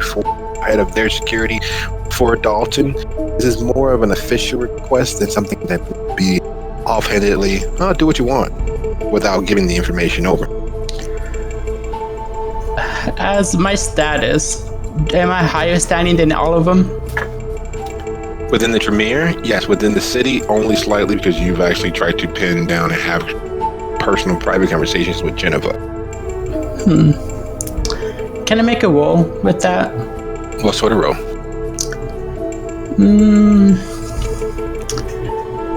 I was gonna say maybe a persuasion roll. Well, the name Dwayne Mitchell, the head of the Dalton Dom Security, responsible for basically the sheriff's responsibility for Dalton. It's kind of an intimidation and kind of like this needs some attention, even if you just to show up to, I have no idea what you might need. I need to go back to my life situation. So I could.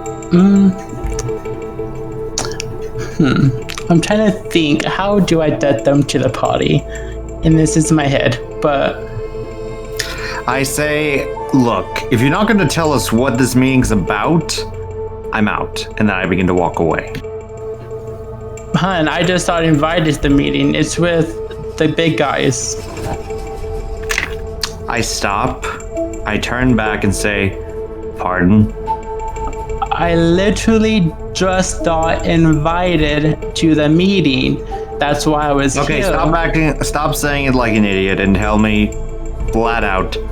You said talk with the big guys. The ones that rule over the domain. I raise an eyebrow. What's the point of the meeting? I mean, I just got invited. I don't know what's the point. If they call, it means something is going on. Is this a deception? No, I'm being honest. It's more of an omission. Not an act of commission. It's not a commissive lies and a lie of omission. He literally is just giving you truthful information, though not complete information. Well, Are you telling me? Are you telling me everything, or are you leaving stuff out? I don't know. I think I'm a good liar. Let's do a roll. I want to do a roll. This is something. Okay, storyteller. Considering my status and how everyone could honestly care less about me, is there any value to Dom to even do this? Yes, his continued peace and being able to avoid society and stay to himself. If he is ever requested to show to a meeting of people who have kindred who have higher status, and he thumbs his nose at him, his opportunities of having a peaceful, non-interacted life dissipate. If you ever volunteer me to another meeting, it's going to be your last time volunteering to a meeting. Are we clear? With what? You not liking the rules, or you not liking what? I pull out the crossbow and I load up one of the stakes on it, one of the bad ones, and point it at Everett, saying, "You have every bit of information stated. You're not leaving anything out. Am I correct?" All right. At this point, Abner, would you be so kind as to go ahead and roll a manipulation and intimidation? And Everett, would you be so kind as to go ahead and a charisma and subterfuge?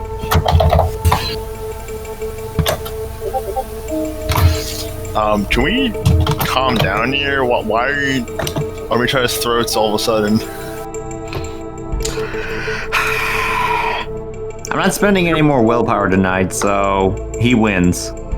We're being forced to go to a meeting with higher-ups and don't know why we're being summoned. Exactly. Usually when that happens, it's a blood hunt or death. And he's fallen told us that we have to show up. I don't like that because I like my peace, I like my quiet. That's the reason why I wasn't part of it. So I believe that he has no idea why we're being summoned, correct? Are Correct, we gonna right? be executed ever?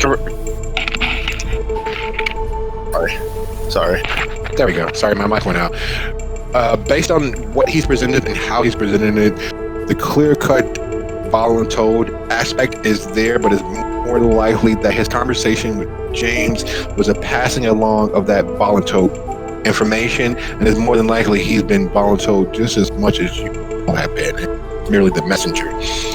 Of course, with the party you all witnessed last night, that seems to be the nature of how they communicate with one another within the Chantry, so he's passing along learned behavior more than likely. I look at him with suspicion. All right, if you don't know anything, then tell them I don't care. Okay, good luck. And I head down the ladder and to my haven.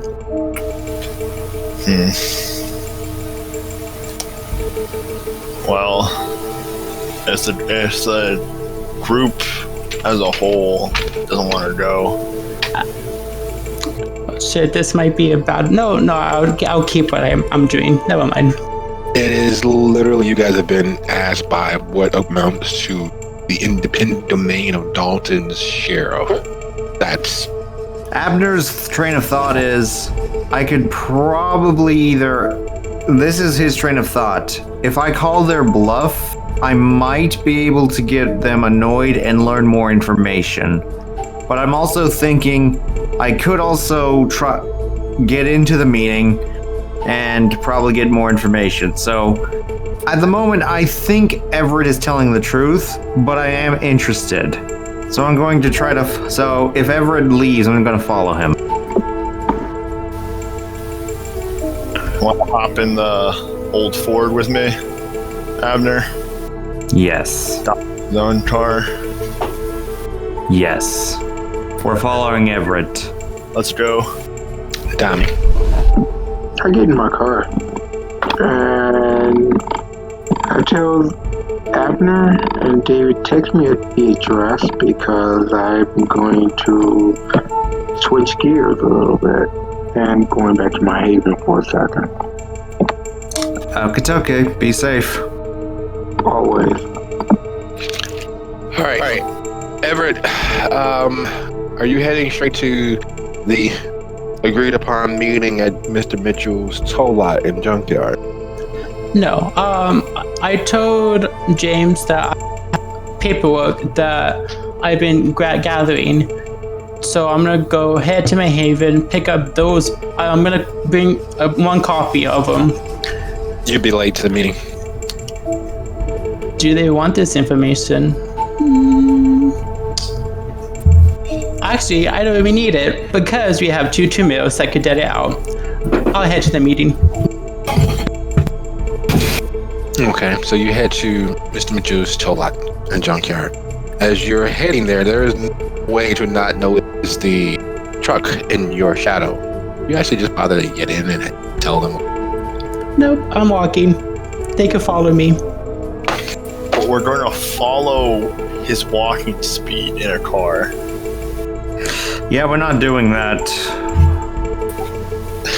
I guess we'll park and also walk. Park the truck, I'll go on rooftop. We just need to find out what building they're going to. We don't have to go in. Well, herein lies the initial dilemma. The meeting is literally at the security advisor to Dalton's junkyard. David has been here several times before. It is a fort. Well, the perimeter and boundaries of it are stacked high with crushed and secured cars. The land itself is kind of out of the way. If you guys look at the map, you'll see that it's at the north portion of the village. It is a little secluded and it's a little private. That's where you guys are headed. That's where, I mean, when you get home, what is it that you're trying to accomplish? Getting a copy of my notes so that since it's the sheriff of Dolton, I figured that it would be more beneficial instead of just giving them a clean drive to give them my notes as I was going through the cracking process, so that if they had a forensics analyst on staff, that they can look through my notes and not have to reinvent the wheel, and for certain areas that if I failed, they can actually go ahead and correct those misses. That way they'll have complete information. Okay. So, who amongst you all reached back out to Dami and let him know at Mr. Mitchell's and Junkyard? I text Tommy. I look at David and say, if they didn't tell Everett anything, then there's a good chance they might be suspicious of something. I say keep your phones off us. Text whoever you want to text, turn off the phone, and put it somewhere nearby. If we don't show up, won't they be more suspicious? We're going to show up. We're just not going to show up with our phones. Good point. That's all we gotta do. Alright, I'll store it in the Ford. I store the phone on one of the nearby rooftops, a place that's going to be hard to reach for anyone else. Okay. And then I go in. All right. That gives Everett a few moments to get in and get settled. And literally getting settled is standing not quite at attention, but just loosely as you realize that this discussion is carrying more weight than it probably was mentioned in James's ramblings. His worry with the happenings of the previous evening, happenings of recent moments here in the city. You get there, James is not alone. He is with Mr. Mitchell, Wayne, but he's also with Jennifer. I'm gonna go walk up to them, take my greetings, and I'm gonna give James a look to, I'm gonna ask if I could talk to James really quick about something. As you approach and you say hello, good evening, and how you choose to go about making your greetings from to whom, you realize that these three people are center stage as the other almost hidden members of what's happening are along the perimeter. Mitchell is known for being thorough when pressed, when he has to act with decisiveness, there's very little things that would stop him. James is resting in a restive stance, his hands clasped behind his back. As Everett walks forward, he nods and doesn't take the full step back, but steps onto his heel, meaning this is more of a open matter. This is something that the Dom and security advisor are leading the way on.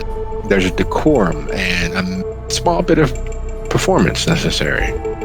So they're listening in with us, right?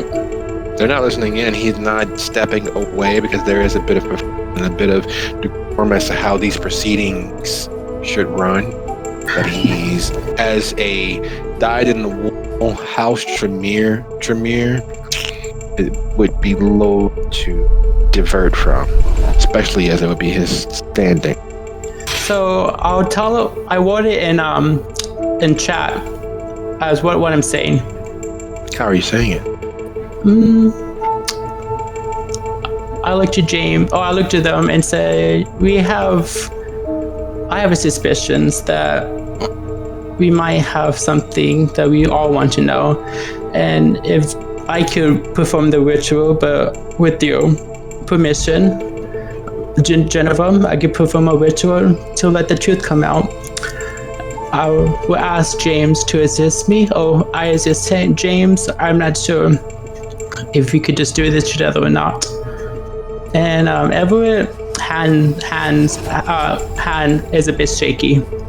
James at this point steps forward, rests his right hand on your left shoulder, looks you dead in the eye, and he attempts to convey an emotive response, even though his words are really simple. He says, Everett, my dear boy, the collection of knowledge was no guilt.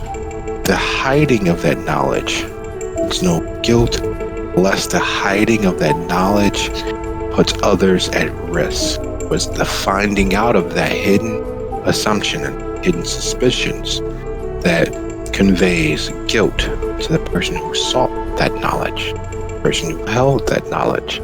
Is there something that you would like to speak on directly to the gathered members of the Senate? Abner was an SI soldier, and I believe he's still working with them.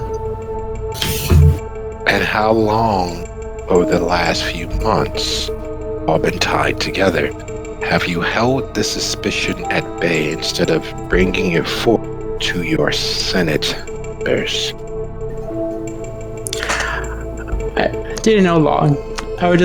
When I heard it, I wanted to gather information rather than give y'all baseless truth or baseless accusations. I'd rather make sure the accusations has some type of standing rather than going out. And you've had the suspicion for how long without presenting this information to your Senate members? Would I have heard him say that, by the way? No, this is in the few minutes before Abner and David, while hiding their cell phone. Okay, just double checking.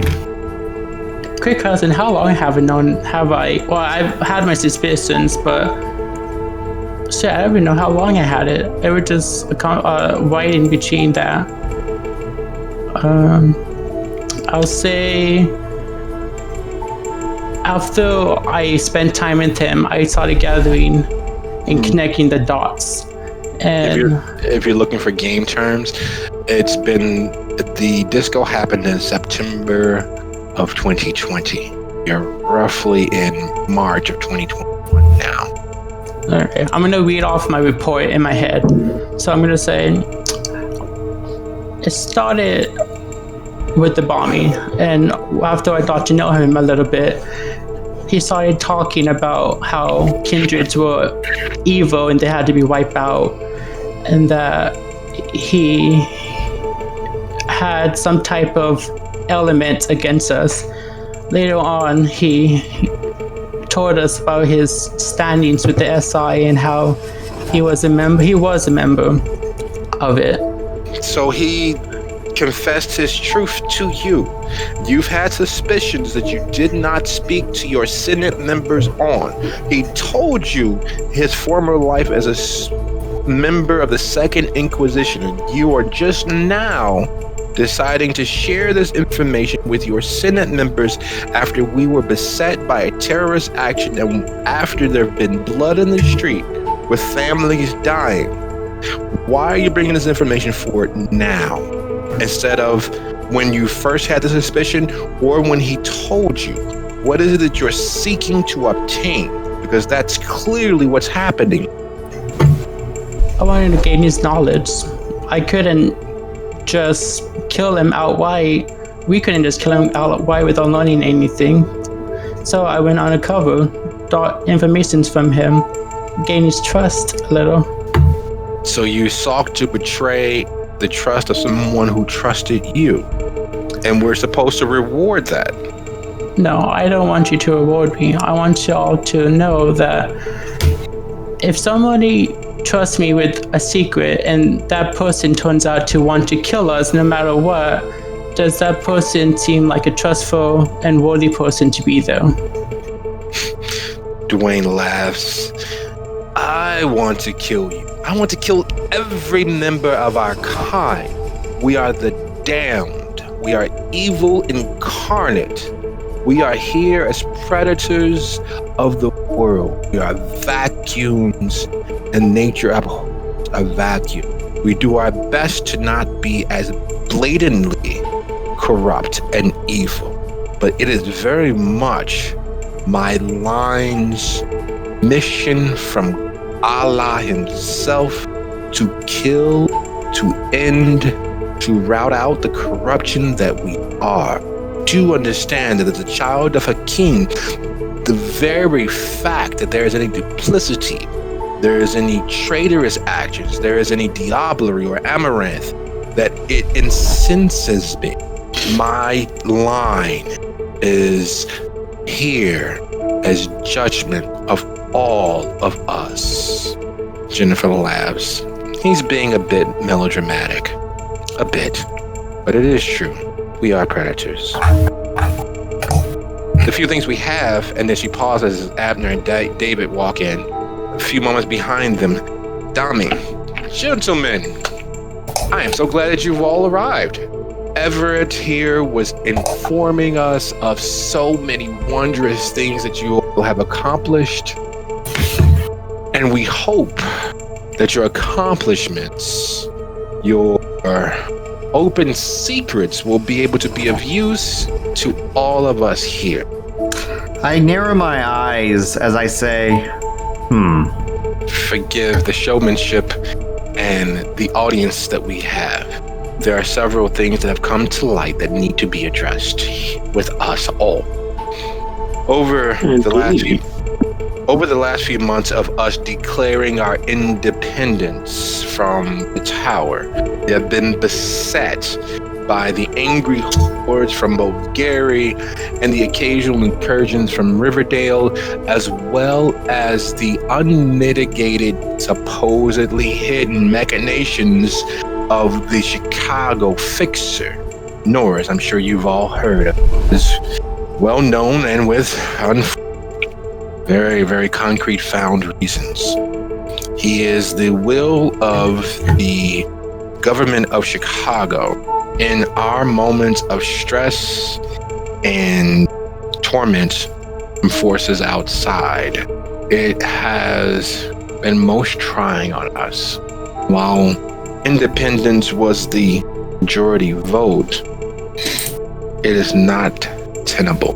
Our independence, our declaration of independence, has spurred on grievous actions on the part of government agencies, our fellow kindreds, those not of our fellowship, the anarchs.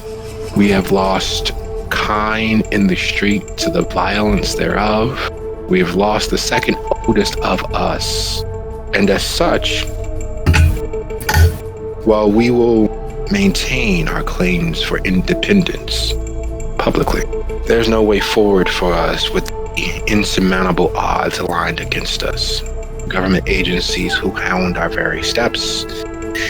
There are government agencies we are currently working with to maintain as much peace as possible. There are even members of the Anarchs themselves who have thrown in with us, and still with those fellowships and alliances in our favor, we are beset, we are set upon, we are outnumbered, we are outgunned. So, because of what James had spoken of your forthrightness, of your ability to navigate precarious situations together, of your ability to escape precarious situations and bring forth information and knowledge, his suggestion had been taken into consideration. And with what Everett has just revealed to us, we think that it is even more feasible, more probable and necessary. So, gentlemen, members of this particular code, we are loaning your services to buy protections for the village as a whole. We'll be meeting Chicago Sheriff and accompanying to Milwaukee, Wisconsin, to assist with furthering the alliances of the Tower cities so that we might gain the backing and protection of us and all cities tied to Chicago, and staving off deluge of incidents and chaos that have been visited upon us. Upon your triumphant return, you will be given a domain to maintain and use as you all see fit within limits as thanks and sign appreciation. You all have James and Everett to thank for this decision, as unfortunately, and she looks at Dwayne back, there were other considerations of course. I want to thank you in advance for your know-how and your skills. As a token of our gratitude, I would like to present a present. A present? Really? I love presents. I opened the briefcase, give them my note, and give them the drive, one of the drives that I had. Oh, this is interesting. Don't tell me you're pirating movies. Well, I have seen many movies that are still yet to be released. No.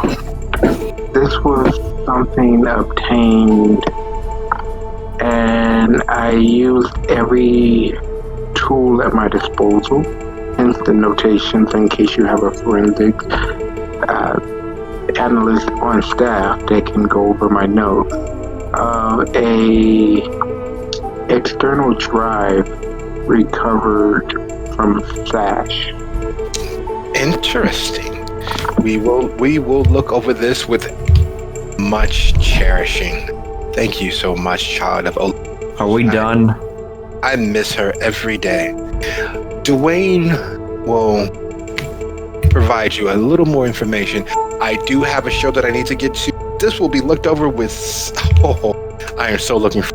Thank you all. We'll I'm have so a lovely. confused. What are we even supposed to do? That is a good question. Stepping as Geneva and her relatively hidden entourage of security leaves the area. And the moment that she makes it further away, James removes his hand from Everett's shoulder, looking to Dwayne. The details I'm not entirely sure of, but in bulk, there's going to be driving, there's going to be fighting, there's going to be security, and there's going to be intelligence, as well as some, according to our Mr. Rich, mystical know-how applied to ensure the safe return of you. So the sheriff of Chicago will call these numbers, and Dwayne proceeds to produce, literally still in the package, burner phones from Nextel. When these numbers ring, you are to answer, and person on the other end where they say for transport. I look to them and say, if I do this, will you all leave me alone? We have yet to begin. I hate your formalities. I hate everything about this sometimes. Just understand that the feeling is mutual. Geneva is far more kind than I and has been. And partially because of each of your lineages, save your skill has been proven with your delivery of the other few nights. Because of the respect paid to each of your lineages, instead of it being my way, this small test and the thanks that accompanies it, Geneva's way of ensuring you understand what it is we are, what Dolton is. I'd much rather just simply let you all run free, hunt you down individually, and question you in my way, at my leisure, and take whatever it is that you might bring to bear. This is Geneva's kindness, your use, your assistance, your skills bent towards the protection and security of the village. Pay your part in a community working together. You don't have to like each other. You do have to trust that what's best for this village as a whole. Have a lovely rest of your evening. And he backs away, and the few members hidden in the shadow begin disappearing with him. I look to Everett and say, tell me what you told him. About what we've been doing, how we've been protecting the city.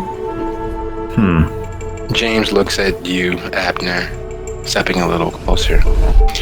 Your association with my childer has come with several costs I would prefer him not to pay.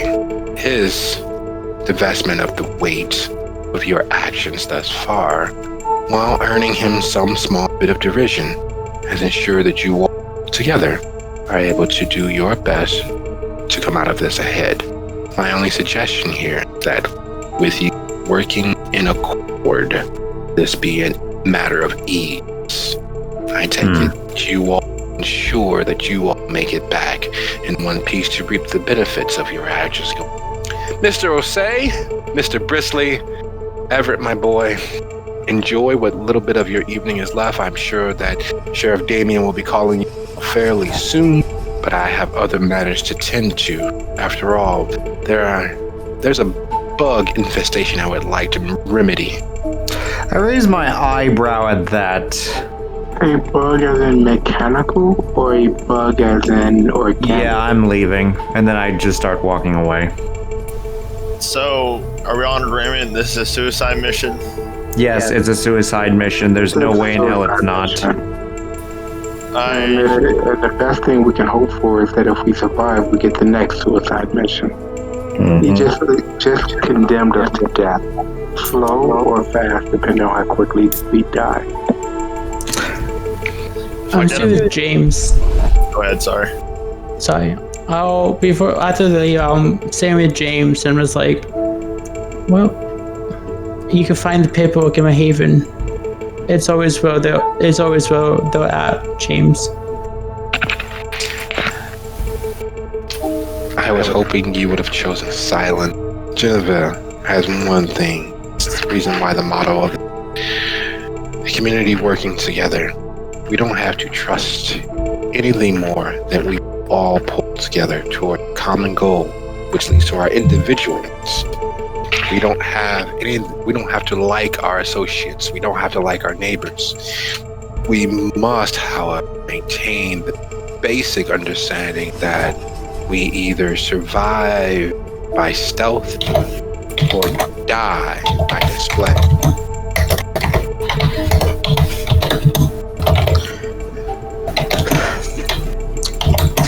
Yeah, but I disagree. Working together means we work together. We don't have somebody working against us, rather inside our society taking information and giving it away.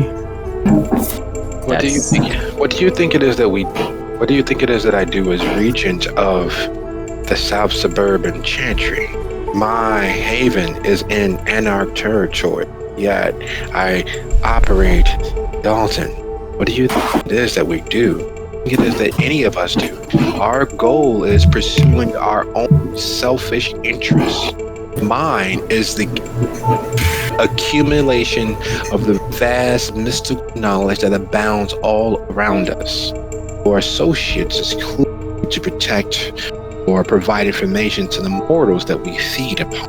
If he wants to care after the cattle, if he wants to prattle on, that's fine. There is no information anywhere that any of you all could actually use to bring down the status quo. Even if you were to display all the information you have to him, he would know roughly 1/10, 1/100th, 1% of all of the ways we control our environment. Much as you, in climbing your way up pyramid, only know what it is you know, not what I know, not what your peers know. Hence the reason why Shiatina is being questioned most thoroughly by Sylvia. We all have our secrets, and they are only valuable if we keep what we know of other secrets to ourselves. Yeah. But the secret needed to be out. Because if it wasn't out, I might have just blown him up.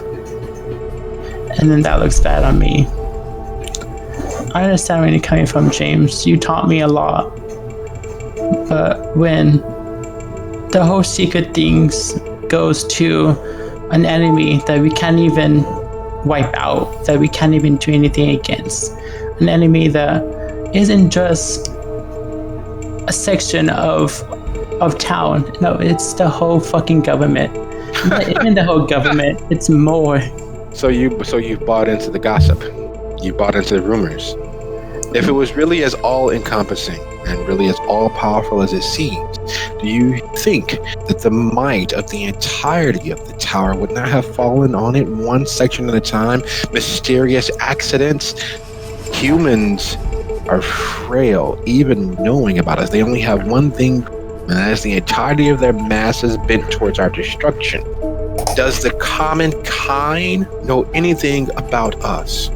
Is there a raging paranoia in the streets as to the things that happen under the cover of darkness? There's a reason why they must, and why they do, why they will eventually be wholly 100% in our control. Basic human morality works against them at every outcome. They work against themselves. They work against their own end goals. They have secrets they keep from each other at large and in private. They have family members who are not. And just as there is a shadow war taking place between us and several different government agencies, there is also the very facet that we have agents buried deep within several different government organizations. This is not an all-encompassing juggernaut or Goliath against a David. We are just as dangerous and just as embedded in them they are in us, except we have the benefit of centuries of experience. If this was really a threat to us all, I think that we would not simply take flight, that we would not just simply go far enough away, far enough into the wilderness where they would not be able to find. Think on that for a moment.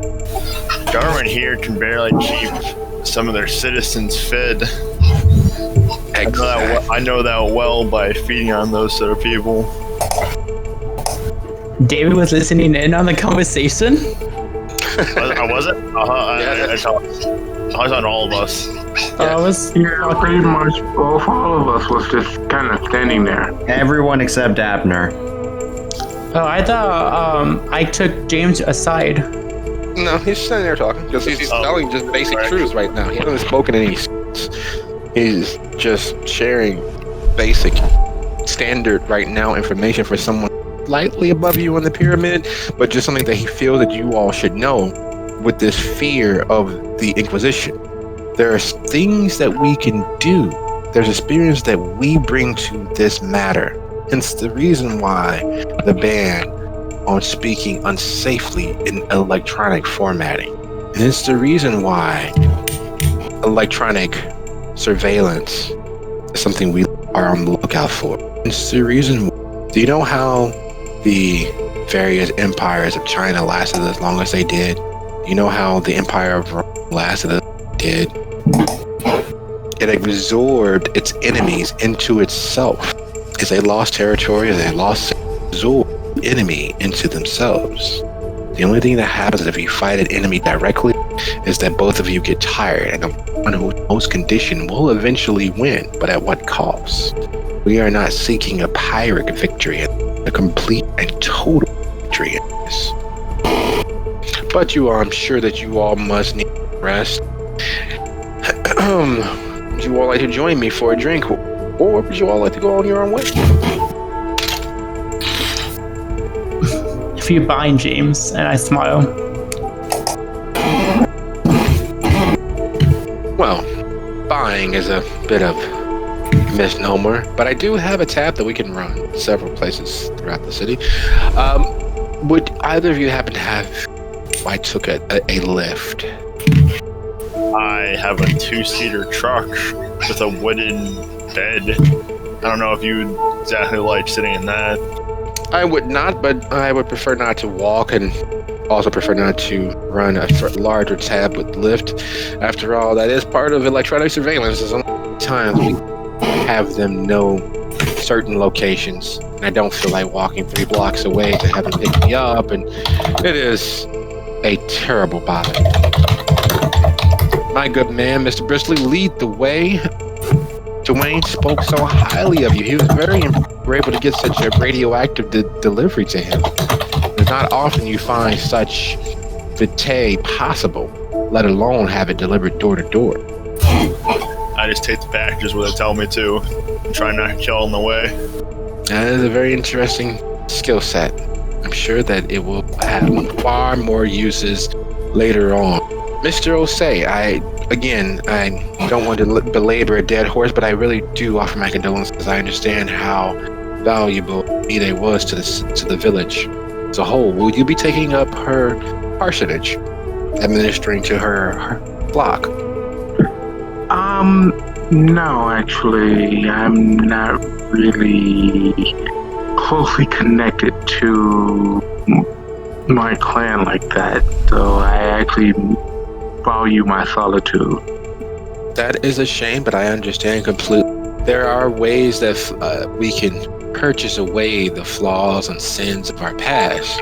And I'm sure that you will find your own way in due time. But for now, I do thank you for willing to take a drink, or several, the case may be. How far away is your vehicle, Mr. Brisley? He says as you walk out and away from Dwayne, Mr. Mitchell's domain. And with everything waiting in the shadows, waiting in the wings, thank you all so very much for a lovely evening, for a lovely session.